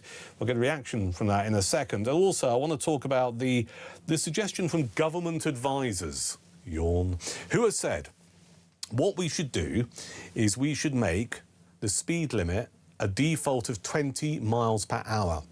Now, you can see it if you're watching us on your connected device or on YouTube. There you are. There's a bit of road with a load of 20 markings on it. I mean, I don't know who's driving this vehicle. They're not going to get there in time, all right? There's probably a camera just around the corner just to make sure they're not doing 21 miles per hour. And I want your reaction to this, because various parts of the UK have 20 mile per hour limits, and it's at the behest of the local council. And I don't think they make any difference. I'm not convinced that they do anything for road safety. And I just think it's another way of getting a few quid off the motorist. And I'm going to riff on this a little bit later on. But first off, let's get a view from travel reporter and host of the Ultimate Road Trip podcast. This is James Wally, who joins us on Talk. Hello, James. Hi, Duncan. Nice to be with you. Yeah, good of you to give up a chunk of your Thursday evening. Thank you. First off, before we get into this ludicrous 20 mile per hour suggestion, let's talk about this growth of EV vehicles and this change to the car market. What can you tell us? Well, cost of petrol and diesel has gone up rather exponentially, hasn't it, Duncan, in the past Don't we know few it? months? Don't we know it? Almost, at one point, I was driving past a petrol station in Surrey where a litre of diesel was 199.9. I know. Yeah, it's 30p more. Diesel, and the diesel used to be. Remember when Gordon Brown said diesel is the holy grail? Yeah. This is what you should be buying. Buy diesel cars, and of course, you know the. Funny that we all went out. Well, I didn't, because I never trusted anything Gordon said, even though I like him as a politician. But a load of people listened to that, went out and bought diesel cars, and now they're being fleeced. 4.7% of the market now, diesel. Can you believe it? Right down. Yeah. EVs are, and hybrids, 26%. Petrol cars still 41%. So petrol still has it at 41%. But EVs have gone up. Sales in May, 34% increase for market share of EVs themselves, 27%. People wanting a cheaper way of motoring. Motoring costs are just going up and up and up.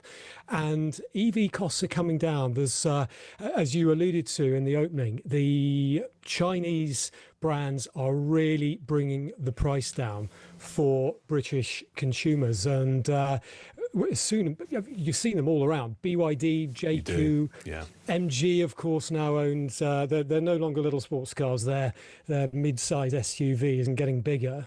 People just want to keep the price down. And, you know, the infrastructure is getting better. It's not perfect. If you live in a terrace street, you're I was going to ask you about that, James, and forgive me for interrupting, because two of the obstructions, if you like, that I've always come across in the last few years from people is one, the infrastructure is shocking, right? So you have to search around for somewhere to charge up your car. You've just said that's improved, and I do, but I mean, I noticed just anecdotal evidence. I see more charging points, so clearly it has improved. But also, people have said to me in the past they've got what's the phrase, range anxiety. That if I have an electric car and I want to drive from Brighton down to I don't know, Exmouth in East Devon, and am I going to get there without having to find somewhere to charge? Has the range anxiety concern become diluted? Is it getting better? I think as more, as you said, there are more charge points being set up. I think you're still going to, on a bank holiday, August bank holiday weekend, you're driving from London to Scotland, you're going to have to pick your charging points carefully and be prepared for queues of traffic. I was in France over Easter, and the queues, and this is, France, their EV system is brilliant. Apparently, I was in a diesel car, bizarrely. Right. It was a press car, it wasn't mine. And we noticed these huge queues for the EV charge points. But there are more petrol stations now being wholly put over. They don't sell petrol, they don't sell diesel, they only sell electric they only have charge points. In fact, if you're going out of London on the A4, there is no longer a petrol station just before you hit the motorway. That is now is a BP. Other brands are available, and it only sells. It only has electric hookups. Yeah, there's one of those I see on Fulham High Road as well. It's just an electric. So we're getting better. We are learning. I mean, let me ask you this, because sorry if you're listening, cuz. My cousin used to have an electric vehicle, right? And she got rid of it, and she got really frustrated. She lives in a part of London, and she was finding 2 years ago, and it might have changed, and I'd welcome your view on this, that she'd be in one London borough, and she'd need an app on her phone for that particular borough to charge up her car. She'd be in a different part of London, she'd need a different app. She goes somewhere else, she'd need a different app, and she got so frustrated by it, and she couldn't understand why there wasn't some kind of universal app that worked everywhere if you wanted to charge up your electric vehicle. Has that situation changed? There needs to be joined up thinking. I hope so, because I don't own an electric vehicle. I'm sure there must be plans, if it's not already come to fruition, because of course the parking apps, there used to be so many different parking apps, you know, pay by phone and Ringo, and that seems to have been centralized more than it was. So hopefully that will happen across London and across the UK in terms of finding charge points. Okay, let's move on to this idea of making the default speed limit in urban areas not 30 but 20. We know councils can make them 20 if they want. Government advisors are saying, look, you know, this is ridiculous, it's complicated. What should happen is there should be a blanket 20-mile-per-hour speed limit in urban areas across the country. What do you think? I see the reasons. The numbers in Wales, if you remember, 2023 in Wales across all urban areas, it was a blanket 20-mile-an-hour speed limit, and they brought down casualty rate 24% reduction in 2023 to 2024, so you know, in terms of casualty rates, it does reduce the casualty rates by taking 10% off, 10 miles an hour off the speed limit. Of course, you're going to have them around schools, in residential areas. If you're driving through the centre of London or through some of these big roads at 3 o'clock in the morning, I mean, you know, I've been into Talk and other radio stations coming in early in a taxi because of no public transport, and it's frustrating. You know, there's 20 miles an hour, and a lot of people aren't sticking to a lot of private hire vehicles. You know, they're dicing with their licenses, I would say. So it's happened in France. I mean, if you go to France, for years, it's been 30 km/h, kilometres an hour in the centre of cities and towns, which is around 20, and it works. And I think, you know, the amount in London and other big cities, the amount of bikes, cycles, pedestrians, the whole idea of shared space in terms of taking away street furniture and making, you know, roads, just trying to share everybody together. You know, I think they have to reduce the 20 miles an hour. I see the reasonings.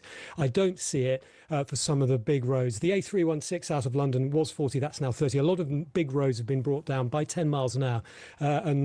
So it's a lot of, you know, arterial roads are seeing cuts to speed limits. But 20, they say, you know, 20 is plenty. And I think some more research needs to be done. But so Sadiq Khan is adamant that, you know, at the moment, half of the roads in London, sorry to talk about London, that's where I live, so I know the area, they are now 20 miles an hour.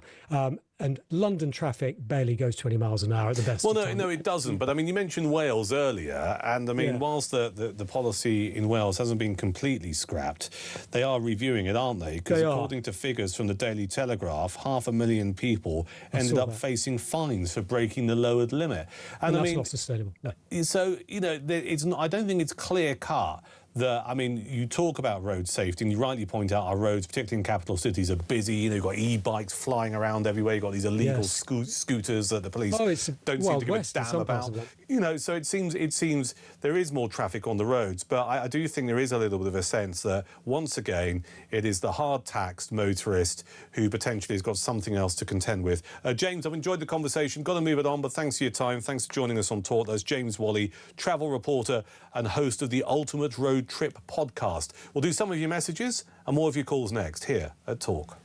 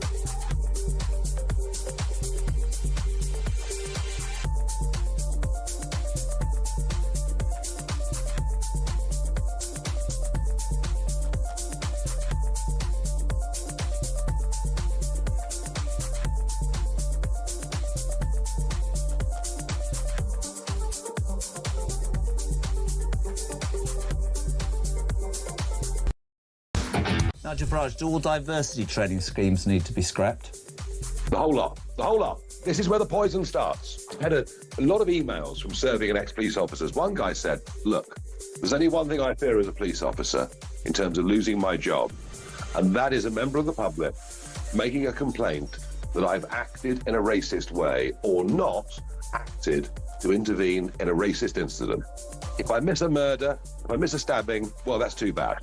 But if I miss an accusation of racism, I will be suspended immediately.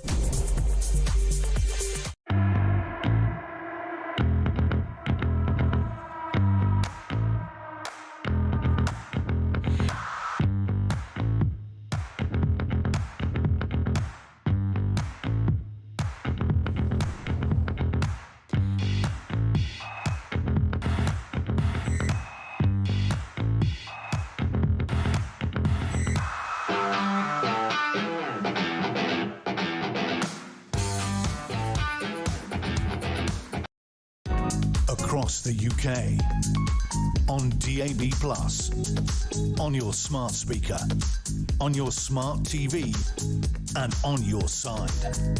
This is Talk. Just turned 10 to 9, it's Talk, the home of common sense. After 9 tonight, we're talking fat jabs. Oh, we can call them that, can't we? And also one of my favourite subjects, pubs. If you've got a good pub where you live, or you're a publican, landlady, landlord, and you're listening, we're talking pubs after 9, and it's a great opportunity to come here on Talk and talk about your boozer.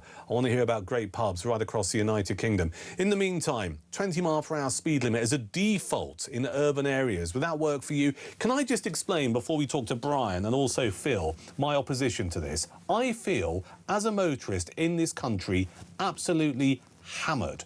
And I don't want to be too London-centric here, because I mentioned this a few times. I live in the wilds of West Sussex, OK? So I drive into London and I drive out. I can feel my chest loosen and untighten when I hit the A3 just south of Kingston, all right? Because I got out of the capital city where it's just a nightmare to drive.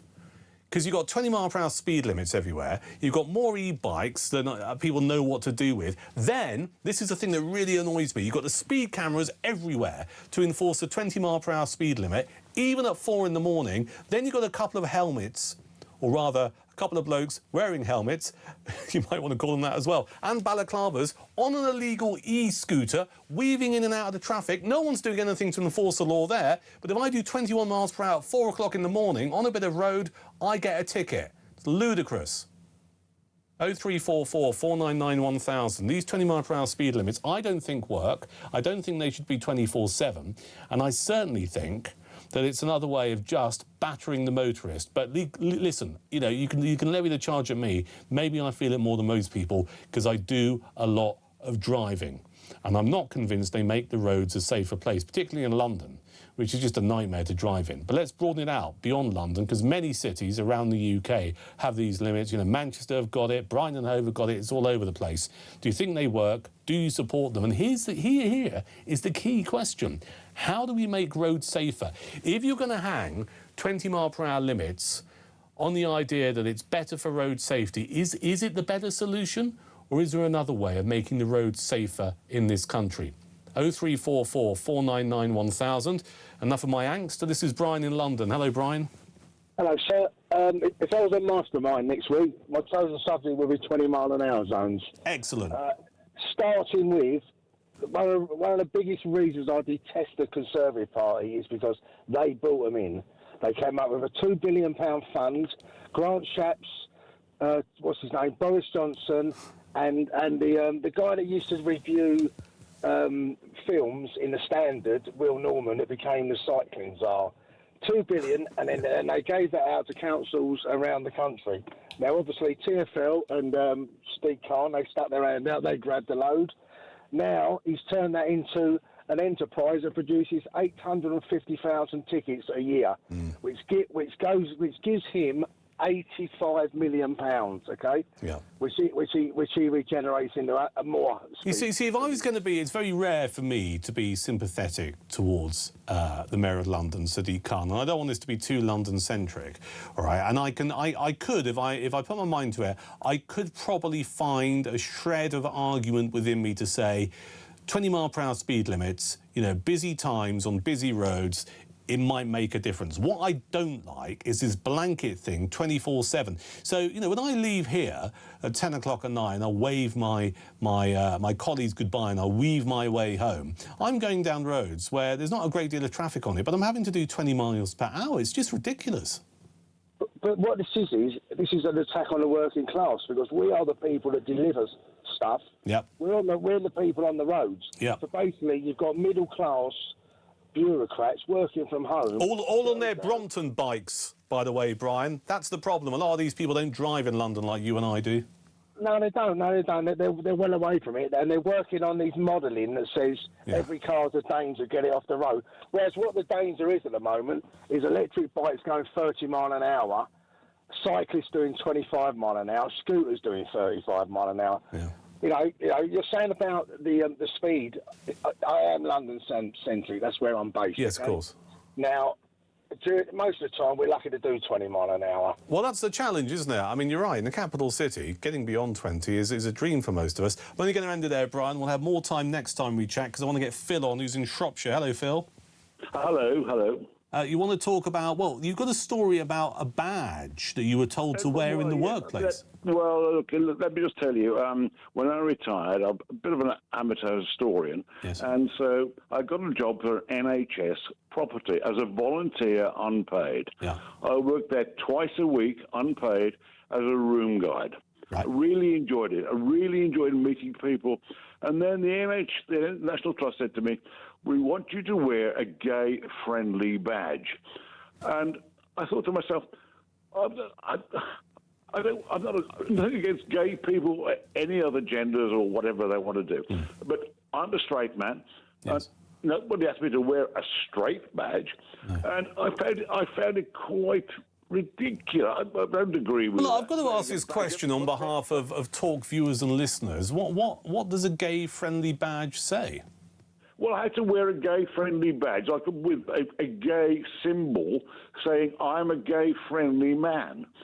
What the hell has that got to do with it? So is that like a rainbow? Was it rainbow-coloured, Phil? Yes. What's that got to do with a National Trust property? And it's like this wokeism. It's infiltrated into everything these days. Lanyards and badges for a National Trust property is ridiculous. Anyway, I resigned immediately. Did you really? Yes, I did, because I'm not prepared to do that. I'm grateful for your call, but I'm also intrigued because I've never come across this idea of a gay-friendly badge. I don't know what one looks like. Yes, I mean, the National Trust, on all their volunteers, that was actually put to them, and I was not the only one who actually resigned immediately. I was not the only one.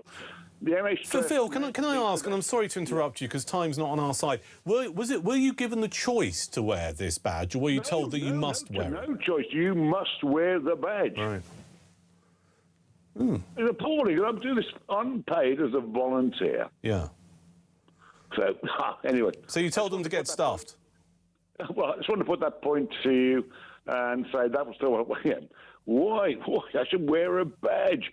Look, that's all I'm prepared to say. I won't show the property concerned, but I want to say to you, great show. I'm a regular voicemail contributor for Joe. Well, excellent. It's good to have you on board. Well, thank you, Phil. That's really interesting. I just want to pick up on Phil in Shropshire and what he said there, because, look, we're all for equal rights, right? I mean, there's no debate about it. But the idea that, and I'm still... Can someone send me a picture? Are we able to do that on WhatsApp? Or what is it? I'm sorry to be blunt about this. What is a gay-friendly badge look like? I don't think I've ever seen one. Let me know. 0344 499 1000. After the news at 9, we're going to talk about fat jabs. We're also going to ask the question, what makes a great pub? Love a great boozer. It's here after 9.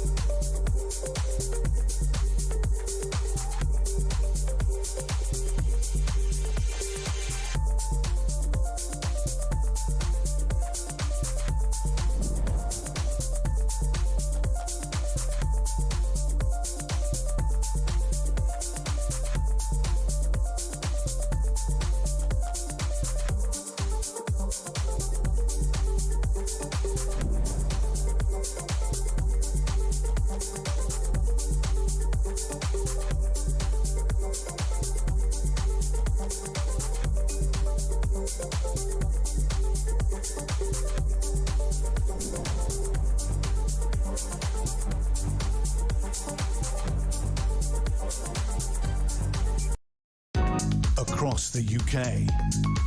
On DAB+, on your smart speaker, on your smart TV, and on your side. This is Talk.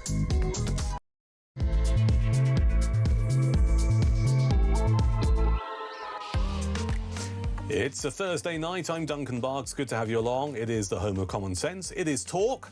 And I'm here through until 10 o'clock tonight, in for Peter Cardwell. Peter Cardwell returns Monday, 7 p.m. In the meantime, between now and 10, we'll take more of your calls, more of your messages. We're chewing over whether or not Restore Britain, Rupert Lowe's party, should be on Question Time, which is on telly tonight.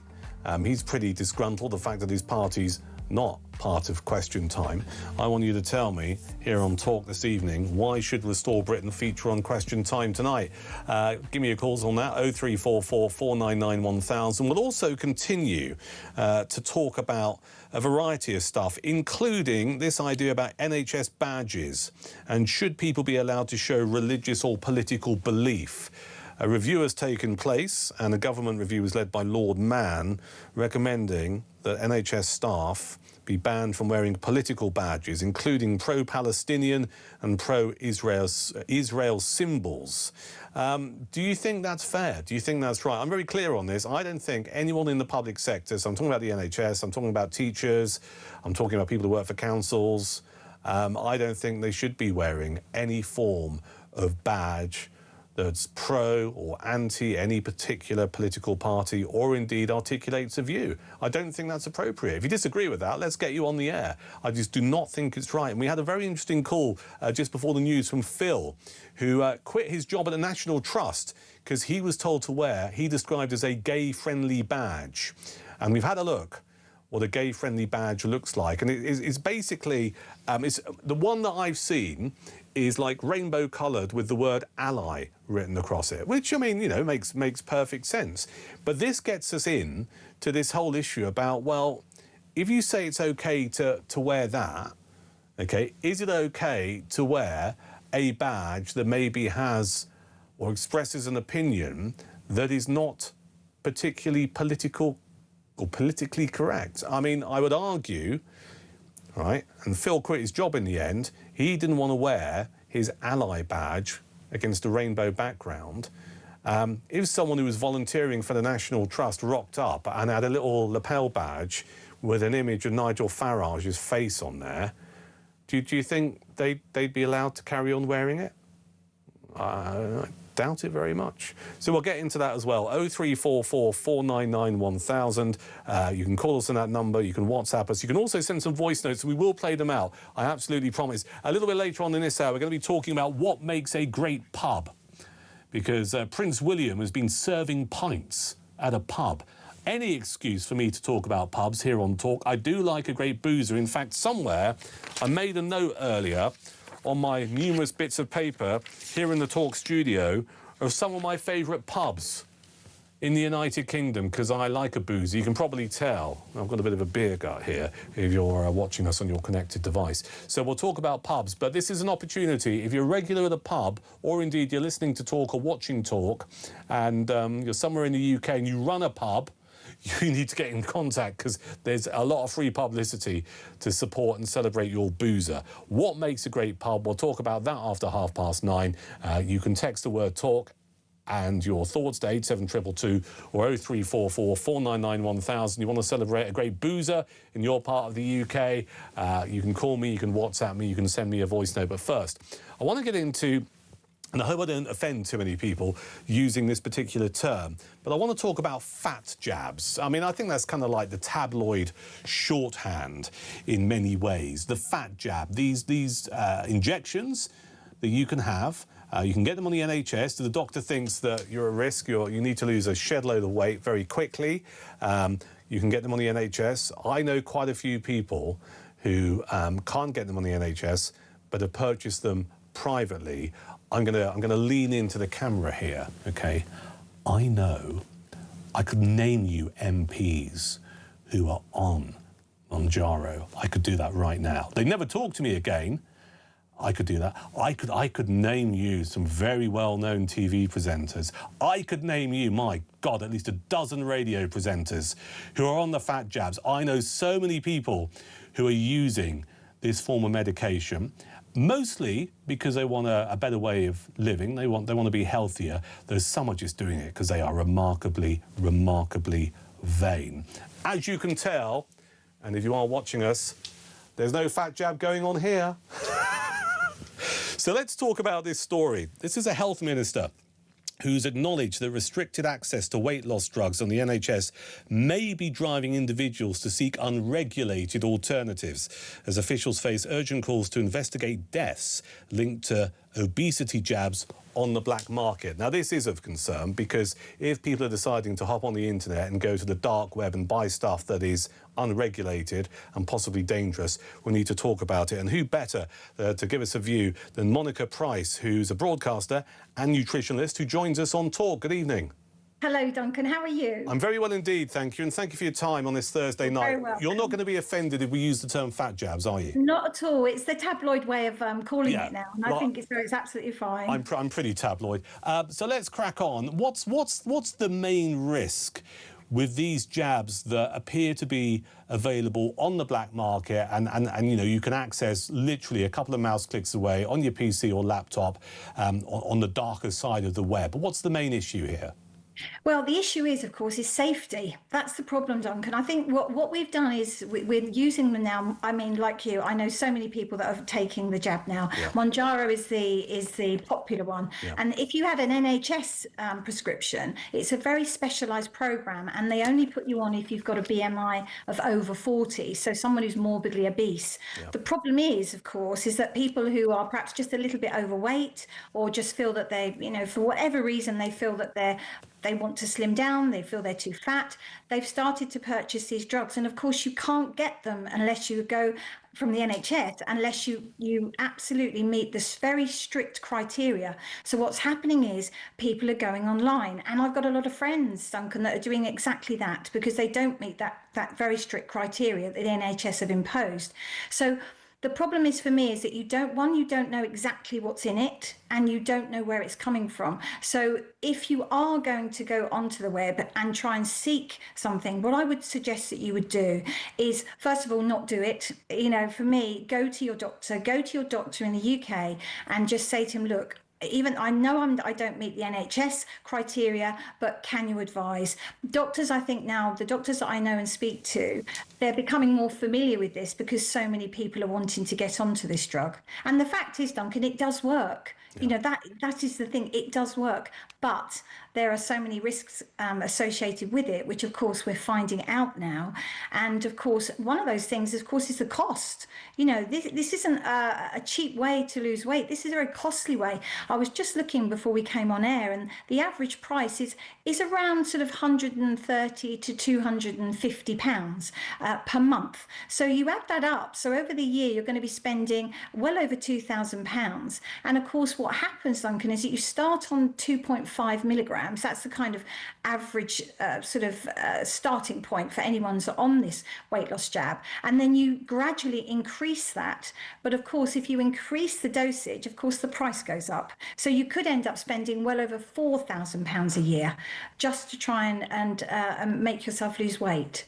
And be kind enough, Monica, to give me your view on whether or not, and I know we're chiefly talking about jabs available on the black market, which may be slightly more sinister, but give me your view on stuff that is prescribed, maybe by your doctor, to help you seriously lose weight. Have we had enough clinical trials to prove that this particular form of medication is 100% safe? Because I have been reading some stuff recently, and it's only been a couple of articles, so by no means it's the definitive view, that there are some concerns that this could somehow, the long-term use could damage your pancreas. That's the one that I've been very cautiously watching, Duncan, because the more and more studies we do, obviously this is quite new. This wasn't a drug that was meant to be used for the purpose of what it's being used for now. It was for people with type 2 diabetes. That was its sole purpose. But obviously they've discovered you lose weight with it. So of course people who wanted to lose weight have become increasingly popular saying, I want to use this drug.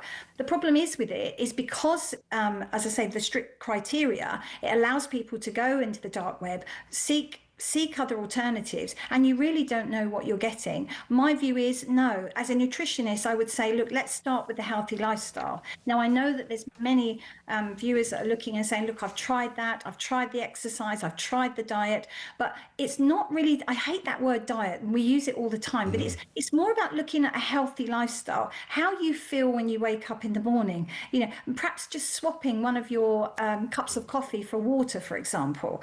Most people, when I see, if they go to somebody who's qualified and competent, and you know, someone who is a doctor or a nutritionist like myself, and have a proper consultation and work through the program, I mean, I have a very high success rate, Duncan. So you know, I know it can work, but it's like anything, you have to give it time, and you have to really say to yourself, this is what I want to do.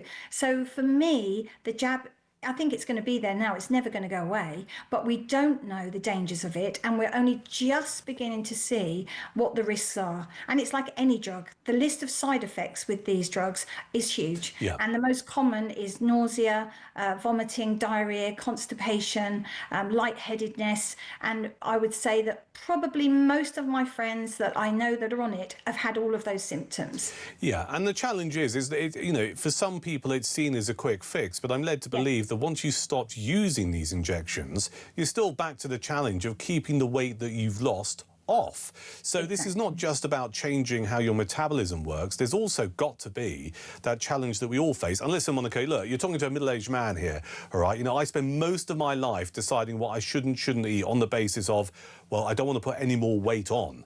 Okay, let alone the idea of losing weight. I don't want to go any higher. You know, losing weight is an entirely different argument. But if you are on these jabs and you shed several stone or whatever, and you stop being on these jabs, you still have to then go back to the basics of having a healthy diet to keep the weight that you've lost off, right?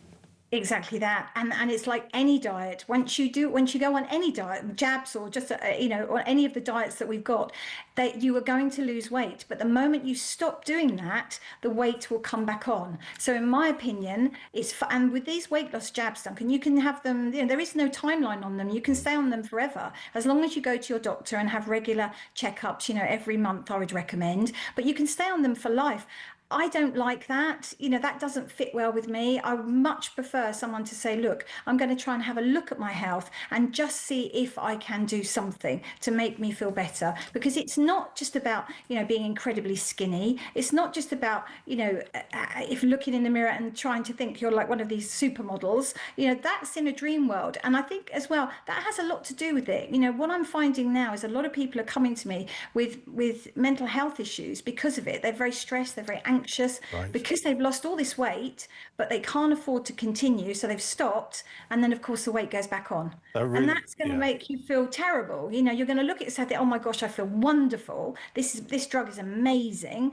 But the moment I stop it, I'm going to feel really bad about myself again. So for me, I'd far rather say to somebody, look, let's just have a look at what you're eating, look at your lifestyle. You know, are you eating too much sugar? Are you eating too many, you know, junk food? You know, and it's very difficult. And I'm not saying no to any, I never say no to any foods, but it's about, the most important thing is that the willingness to do it, is you want to do it. And if you do it for anything else, do it for your health, because the health is the most single important thing that we have to look after. Monica, pleasure to talk to you tonight. Thank you for your time. Thank you for joining us on Talk. That was Monica Price, nutritionist and broadcaster, giving us her view on the risks of, well, we call them fat jabs, available on the black market. A lot of concern. Health officials facing urgent calls to investigate some deaths off the back of people who have been buying these weight loss jabs on the black market. I mean, this says a lot about today's society, doesn't it? And let's be honest, it is a society we created that, you know, to be considered attractive and maybe successful and good-looking, that you have to be gazelle-like and remarkably thin. And it really is a sad indictment, I think. And I would say this, because look at me, you know, I'm a big, chunky old bloke. But it's really sad that people are prepared to take the risk with their health and get stuff on the black market that ultimately could kill them. You want to pick up on this? 0344 499 1000. Let me just ask you the question. What's your experience of these jabs? If you're using them or you have used them, do let me know. And how do you lose weight? That age-old question, how do you do it successfully? You know, I go through waves of trying not to eat carbs, right? Bread, pasta, rice, try not to eat them. And it's all right, because I'm a massive carnivore. I can live off meat and veg and salad quite happily. You know, I can quite happily dismiss pasta. Would I want to give up my big steak and my big glass of red wine and maybe a couple of pints of Guinness in the pub beforehand? I doubt it very much, which is why you see this majestic man in front of you here on Talk.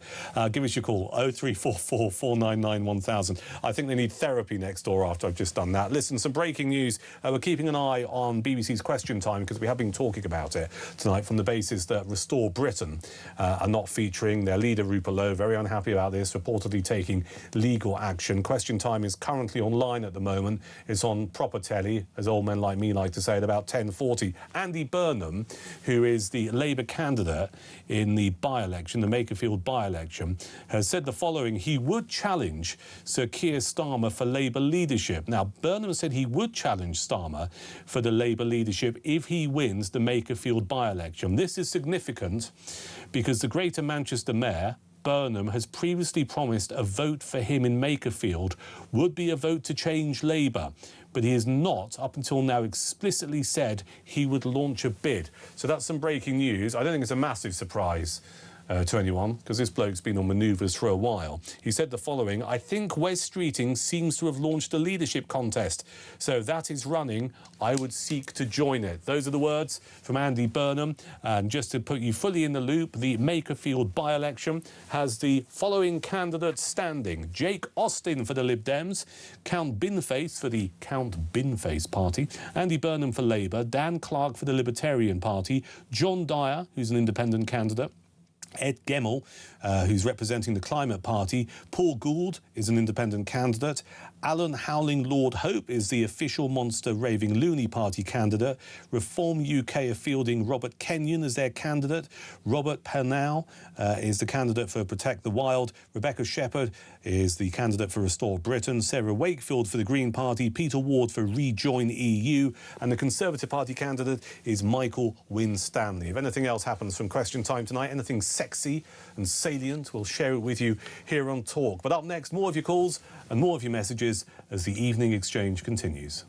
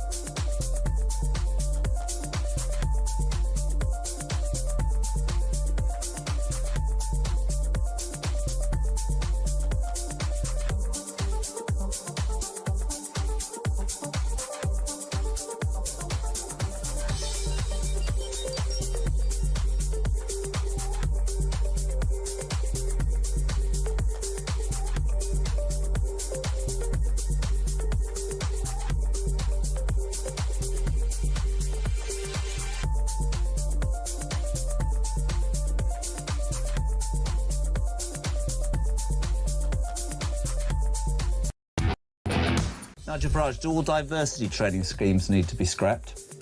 The whole lot. The whole lot. This is where the poison starts. I've had a lot of emails from serving and ex-police officers. One guy said, look, there's only one thing I fear as a police officer in terms of losing my job, and that is a member of the public making a complaint that I've acted in a racist way or not acted to intervene in a racist incident. If I miss a murder, if I miss a stabbing, well, that's too bad. But if I miss an accusation of racism, I will be suspended immediately.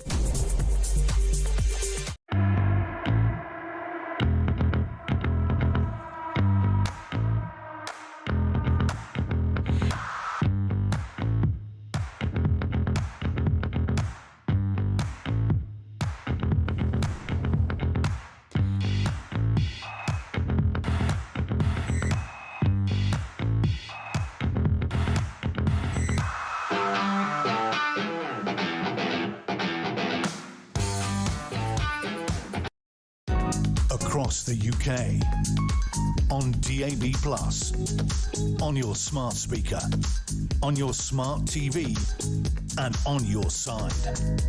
This is Talk. It's the Evening Exchange through until 10. I'm Duncan Barkes. We have Andre and Ash here from 10 0344 499 1000 for your calls, your voice notes, and anything else you want to get involved tonight. We're chewing over a number of bits and pieces, including 20-mile-per-hour speed limits. How do we make the roads safer? There's a suggestion that we should have 20-mile-per-hour blanket speed limit. Would you get that support? Maybe as someone who doesn't drive but has a scooter or maybe a moped. Would that get your support? A lot of chat coming in about Restore Britain and their exclusion from BBC's Question Time tonight. It's on the telly, BBC One at 10:40. It's currently online and on the BBC News channel. And I'm asking you, should Restore Britain have featured in Question Time tonight? They're not featured, and their leader, Rupert Lowe, is pretty unhappy about it. And also a bit of chat about these fat jabs and the risk of these jabs available on the black market. One here from Nicola, who says people shouldn't be allowed to purchase the fat jabs except via a GP who can monitor them. There's not enough evidence to see what long-term damage could be done. Kevin says people can't lose weight because they cannot exercise, which is an interesting observation. You want to get involved in this story regarding fat jabs on the black market? Do let me know about this. What's your experience of them? Maybe you've been on them. Maybe you're on them right now. Don't mean to offend you by using the word fat. 0344 499 1000 for your calls, your WhatsApp messages and your voice notes. Talking of which, a lot of stuff coming in voice note-wise, particularly on the issue of Restore Britain. This is Nick. With regards to the Restore Britain candidate being on Question Time, now I've heard spokesman being interviewed actually on Talk from Restore Britain, and I'll tell you what, and they frightened me. So I think it would be good for them to be on Question Time, because they might expose themselves. Thank you, Nick, for that. This is Alid on Restore. There's only one reason why Question Time has invited Rupert Lowe on, and that is to further split the vote between Reform and Restore, and therefore giving Andy Burnham a better chance of winning. It's simple, really. Thank you for that. This is Rob talking about Restore. He is a wicked man who I believe who is only trying to stop Nigel. He's trying to punish Nigel for whatever reason why they fell out. I believe Nigel had very good reasons to kick him out of the party because Lowe is an egotist, and some of the comments that I've heard from Restore people makes me absolutely shiver because it's terrifying. So no, I think it's correct that they're not on Question Time tonight. Well, Rob, you make an interesting point. I just make this observation as someone who's worked in politics for many years and worked with various different politicians. I think you'll find that most politicians are egotists. Just saying. And on the subject of EV cars, this is Richard. My oldest car is 90 years old. My youngest one is 20 years old. They're either petrol or diesel. You can't fault it. You look after them properly. A decent internal combustion engine on a relatively modern car will last a long, long time. And don't forget as well, Duncan, at least 60% of a car's carbon footprint is created in its manufacture. So where's the greenness in buying a new electric car? I'm with you, Richard. You know, you're listening and watching someone on Talk who's driving a car that's, 14 years old. 14 years old. And I have no shame whatsoever. Let's take a call regarding 20-mile-per-hour speed limits and this idea that we should possibly make them mandatory across the whole of England. This is Darryl in Lincoln. Hello, Darryl. Hiya, how you doing, Duncan? All right. Very well indeed. What would you like to say? Well, I'm a long distance lorry driver, so I travel all over the country and sometimes a little bit abroad as well. And I'm a motorcyclist and a car driver as well. And I've done advanced motorcycling courses and advanced car driving courses. Right. You know, and I used to drive for the police as well at one time. Okay. So I've got quite a bit of experience in that field, and I just sort of think that. A lot of the drivers on the road that I see, they've probably taken the test and never done anything more with regards to training ever since. Right. And I do feel that there's just not enough incentive for people to take advanced driving or advanced motorcycle tests. Insurance companies give a very small discount, but it's not much. I get about 5% reduction in my insurance. It's ridiculous, really. So you've got, forgive me for interrupting, you've done one of these advanced courses, yeah? Well, I've done advanced driving courses. Yeah. I've done 4x4 courses. I've done loads of. But the advanced course, when you tell your insurance company that you've done this and presumably you've passed or you got the certificate, you only get 5% off your car insurance. Yeah, I know. It's pathetic, really, isn't it? I've been riding motorbikes and driving cars for like 45 years and truck driving for sort of 10 years nearly. And I've driven and ridden all over the world, in Asia, Africa and all over Europe and everything, So I've got masses of, experience on the road, but it doesn't count for anything. And you kind of... you see car drivers on the road and they probably drive the same journey to work day in and day out. Yeah. And I drive all over the country, Wales, Scotland, Ireland, and, abroad and that. So, Darryl, what do you make of this idea from this road safety charity that it would be far simpler just to go, let's have a blanket, 20 mile per hour limit in urban areas? Well, I just sort of think that road safety initiatives, all they do is they put a blanket speed limit somewhere, lower it down. Say if it's a national speed limit road, they lower it to 50 right along an A road, and then they'll stick a load of speed cameras up. And it doesn't actually do anything for road safety. It's just tax collecting at the end of the day, because most drivers on the road are law-abiding citizens in every other way, and the only time that they break the law is when they're driving the car and they maybe go 5 miles an hour over the speed limit, and then they get hammered with a... So you think this is just a cash cow, these 20 mile per hour limits? Yeah, if they were really bothered about road safety, there's two issues with the roads. A, the infrastructure is not built for the amount of traffic on the roads, because this country is massively overpopulated by about 20 million people anyway. And on a bank holiday weekend, you get in excess of 17 million vehicles on the road on a bank holiday Friday or Saturday or Sunday. And that's the population of Romania, and that we're talking about there, on the roads of Britain on one day, and so... we're massively overpopulated for the infrastructure that we've got.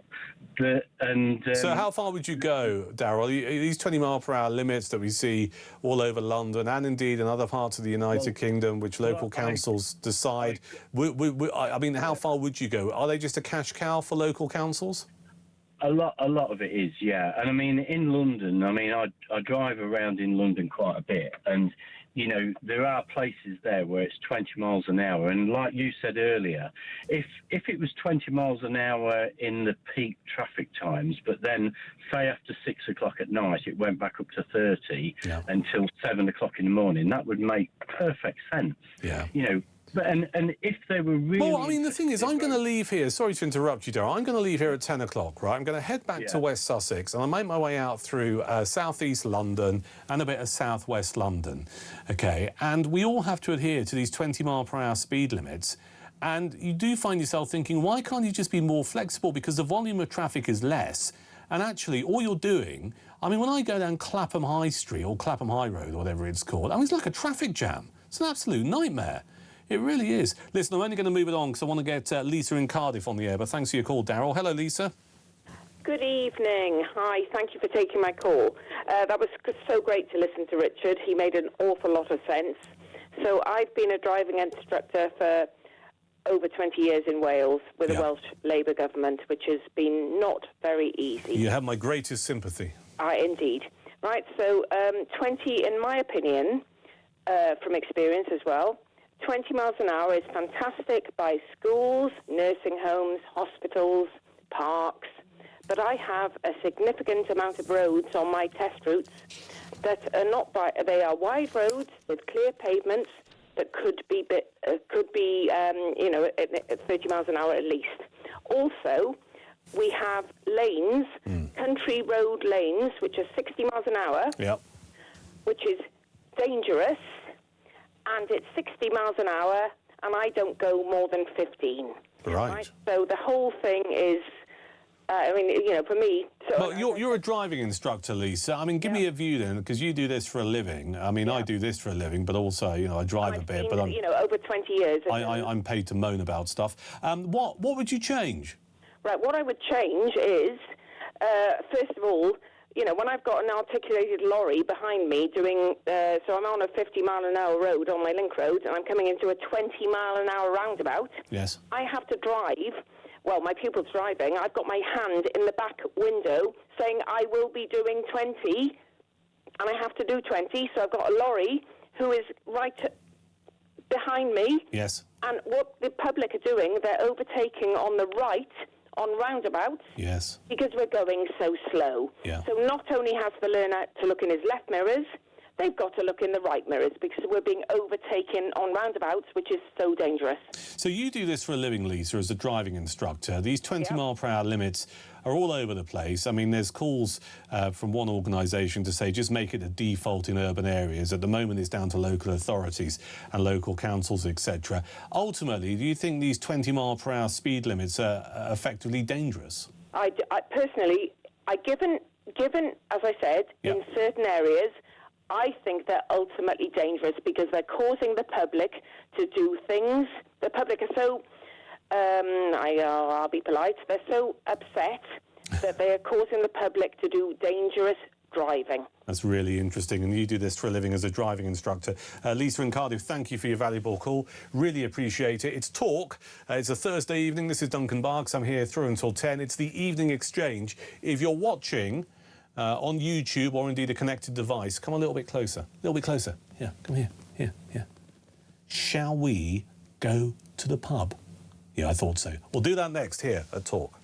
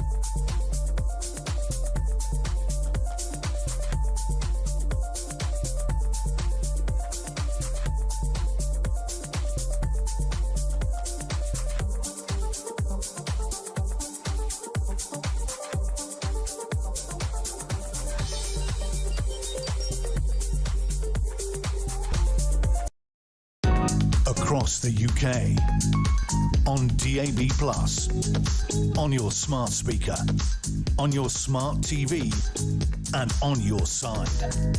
This is Talk. It is Talk. I'm Duncan Barkes. I'm here through until 10 on the home of common sense. We have Andre and Ash here from 10. Between now and then, we're going to talk about one of my favourite subjects. Now, if you're watching on YouTube or on your connected device, you'll see me sitting here in a tweed jacket. I know I'm getting a little bit old. I'm going to be wearing this in about 20 years' time. I'm going to be sat on a bar stool at the corner of a bar in a proper old-school pub. I'm going to be drinking cask ale from a dimpled pint glass. I'm going to possibly be cutting into a pork pie and having it with mustard. There'll be a dog at my feet.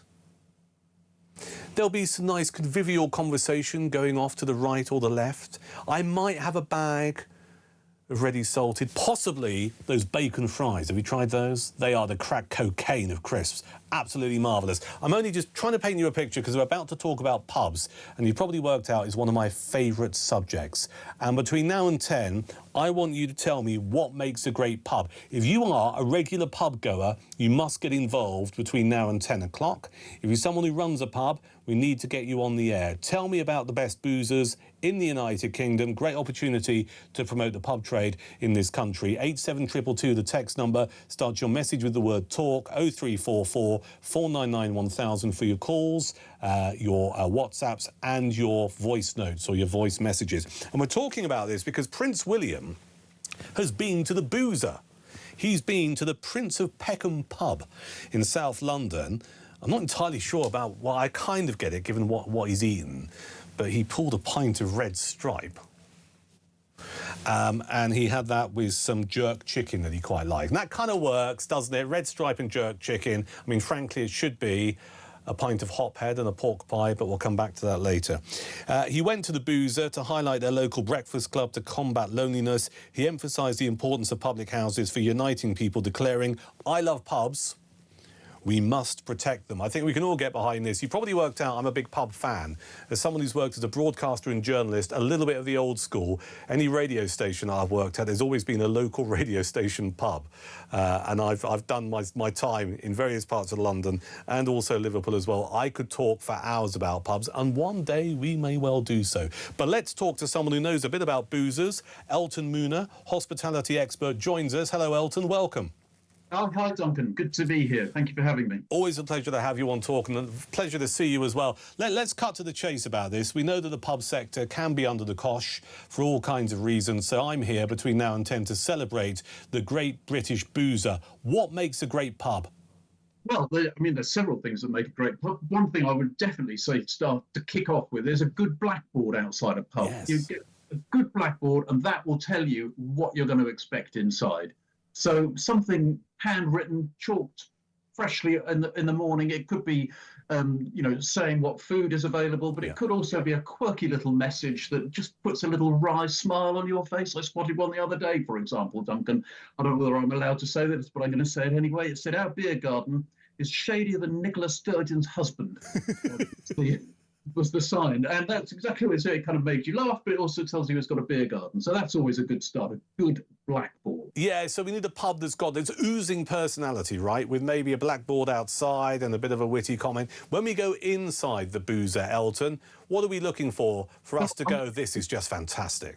I think it even starts before then.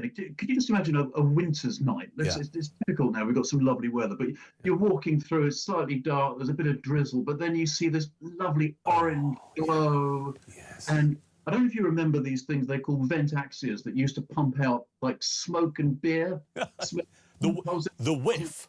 But that whiff of a pub and that lovely, beautiful orange glow saying, "Come in, come in."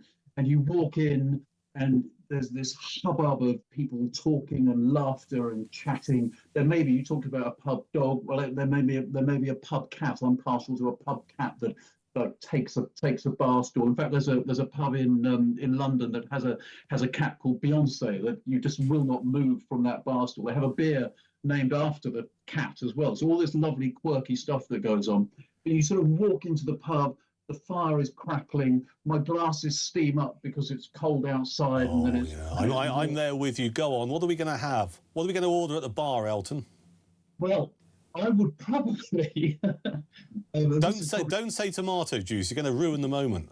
This could be why I don't drink anymore. But I would probably have gone in the old drinking days for a lovely pint of Leffe or something like that, or Lef, however you're supposed to pronounce it. But a cask ale would be a very nice thing. A pint of London Pride, perhaps, or a Doom bar or something like that would be extremely nice. I like the idea of a dimple mug, actually, just sipping away there. Yeah, it's a dimpled pint mug. You see, I'm a big fan of, I think it's, sorry if you're not into real ale, anyone listening and watching. I'm a fan of Hophead from the Dark Star Brewery. Love a pint of Hophead. Very good. That was brought by Fuller's. Fuller's brought that brewery, actually. Yeah, yeah. Before they sold it again. Or if the real ale options aren't that good, I always, my fallback is always a Guinness. Yeah, I heard you talking about Guinness. Guinness is very, very popular at the moment. It really is making a resurgence. You know, there's a pub in London called the Devonshire. I don't know if you've heard that one in central London. Really famous pub, run by a friend of mine, Osh, and they, you know, I don't know what's going on there, but they've got the mixture absolutely right. If we're celebrating pubs, let's celebrate pubs like the Devonshire. Yeah. Prince William went to the Prince of Peckham today, and he talked about the importance it plays in the local community. You and I have just had a great couple of minutes talking about beer and crisps and snacks and the whole atmosphere regarding opening that door on a cold winter's night and getting what I would call the whiff, if you like, of the pub, which is all remarkable. But, I mean, there is a further serious side to this, because I have a pub. You see, I live in a place called Chichester in West Sussex, and my old school, I don't want to bore people too much, but I have access, which might explain my beer gut, within literally... I'm just trying to think, a 90-second walk of where I live. I have a tap room, which is a little bit trendy, does a lot of craft beer, and that has a place, and I like that. The Hornet Ale House is what it used to be called. It's now the Little Monster Tap, if anyone wants to check it out. But just down the road, I have a proper old-school pub, which is called the Eastgate, which is a Fuller's pub. And what I'm always struck by, and this is an old-school pub, great chef in there called Stuart, it's just taken over, great food, but it's very old school, and what you see, it's magical. If you could bottle it, you know, it would actually change the universe. You have 19, 20-year-old lads playing darts with blokes in their 80s, and it's that community spirit and that connection, which is worth its weight in gold, don't you think? Well, my son is in his 30s, and he recommended a pub to me the other day round the corner from, where is it? Sloane Square. I thought, Sloane Square? Well, what sort of pub that's, you know, what's that about? And it was just this amazing pub. It's called the Rose and Crown. Right. And you walk in, and there's this lovely sort of slightly manky carpet under your feet. The barman who was there on duty had something, what I call it pigeon head. And pigeon head is a very, very important part of running a pub. It was taught to me by somebody called Jerry O'Brien, who used to run the Churchill Arms, which is one of my favourite pubs. And pigeon head is where the person behind the bar is looking around from left to right, just checking to see if customers are waiting, see if there's people at the back, see if there's people at the left. So pigeon head is a very important part of making a pub really good, as far as I'm concerned. But that pub, the Rose and Crown, was great. The Churchill I've mentioned, so they serve lovely Thai food. That's another London one. Further out, I was in a pub in Rickmansworth the other day, Duncan, and the service was just so delightful. The person who was serving, it was her first day, and I asked her a couple of questions, and she didn't quite know, and somebody came to her rescue, and it was all just really delightful. And we ordered food, and we had, the person I was with, we had ham, egg, and chips, but it was the most beautiful ham, and my plate was overflowing with ham, 2 eggs, lovely chips, and it was just this beautiful... Do you know what? I'm so glad you said that, because that is my default go-to pub grub meal, OK? Yeah. And I judge pubs on the quality of it. Ham, egg and chips. And if you get that right, then the job's a good one. Well, there are some pub companies, I possibly shouldn't be saying this if we're talking about celebrating, but there are some pub companies that will keep cutting back, and eventually they cut back, and you've got like 1 egg, and then you've got a small amount of ham, you've got a small amount of chips. Wet bit of ham. Ugh. Well, we don't want that. We don't want that. We shouldn't do that. We should go to the Feathers in Rickmansworth. I've only ever been there once, but I'm definitely going to go back. And the quality of the food, the quality of the service, that kind of, I don't know, they just seem to get everything right. And I was talking to the person who runs it, it's a brother and sister. I was talking to the sister, and she was saying that actually we do a fair bit of food in the weekdays, but it wasn't formal. You could just sort of sit wherever you wanted to do, lovely pub food, pub classics. She said, and then in the weekend, it's more of a wet-led pub, more drinks. So it just sort of goes through the week, cruising through the different sessions. So, Yeah, it's really good. And I tell you what else I love about pubs is just some of the quirky stuff that happens in them. So I was in a pub, a Wadsworth pub in Hampshire, in Old Basing, near Basingstoke the other day.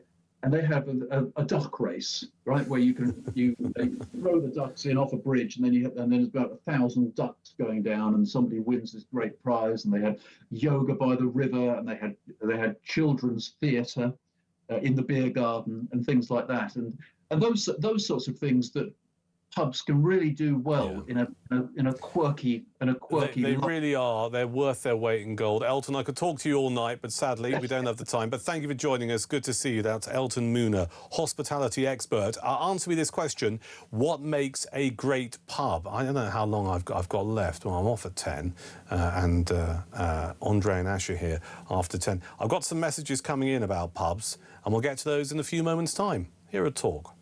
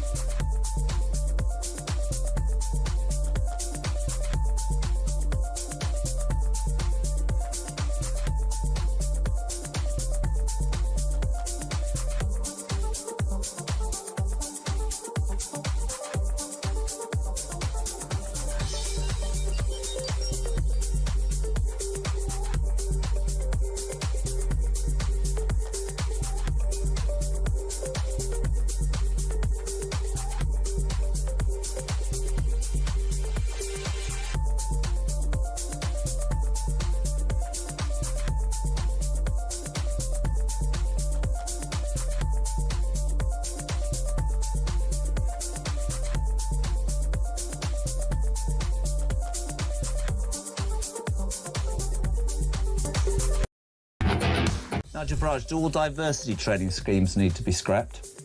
The whole lot. The whole lot. This is where the poison starts. I had a lot of emails from serving and ex-police officers. One guy said, look, there's only one thing I fear as a police officer in terms of losing my job, and that is a member of the public making a complaint that I've acted in a racist way or not acted to intervene in a racist incident. If I miss a murder, if I miss a stabbing, well, that's too bad. But if I miss an accusation of racism, I will be suspended immediately.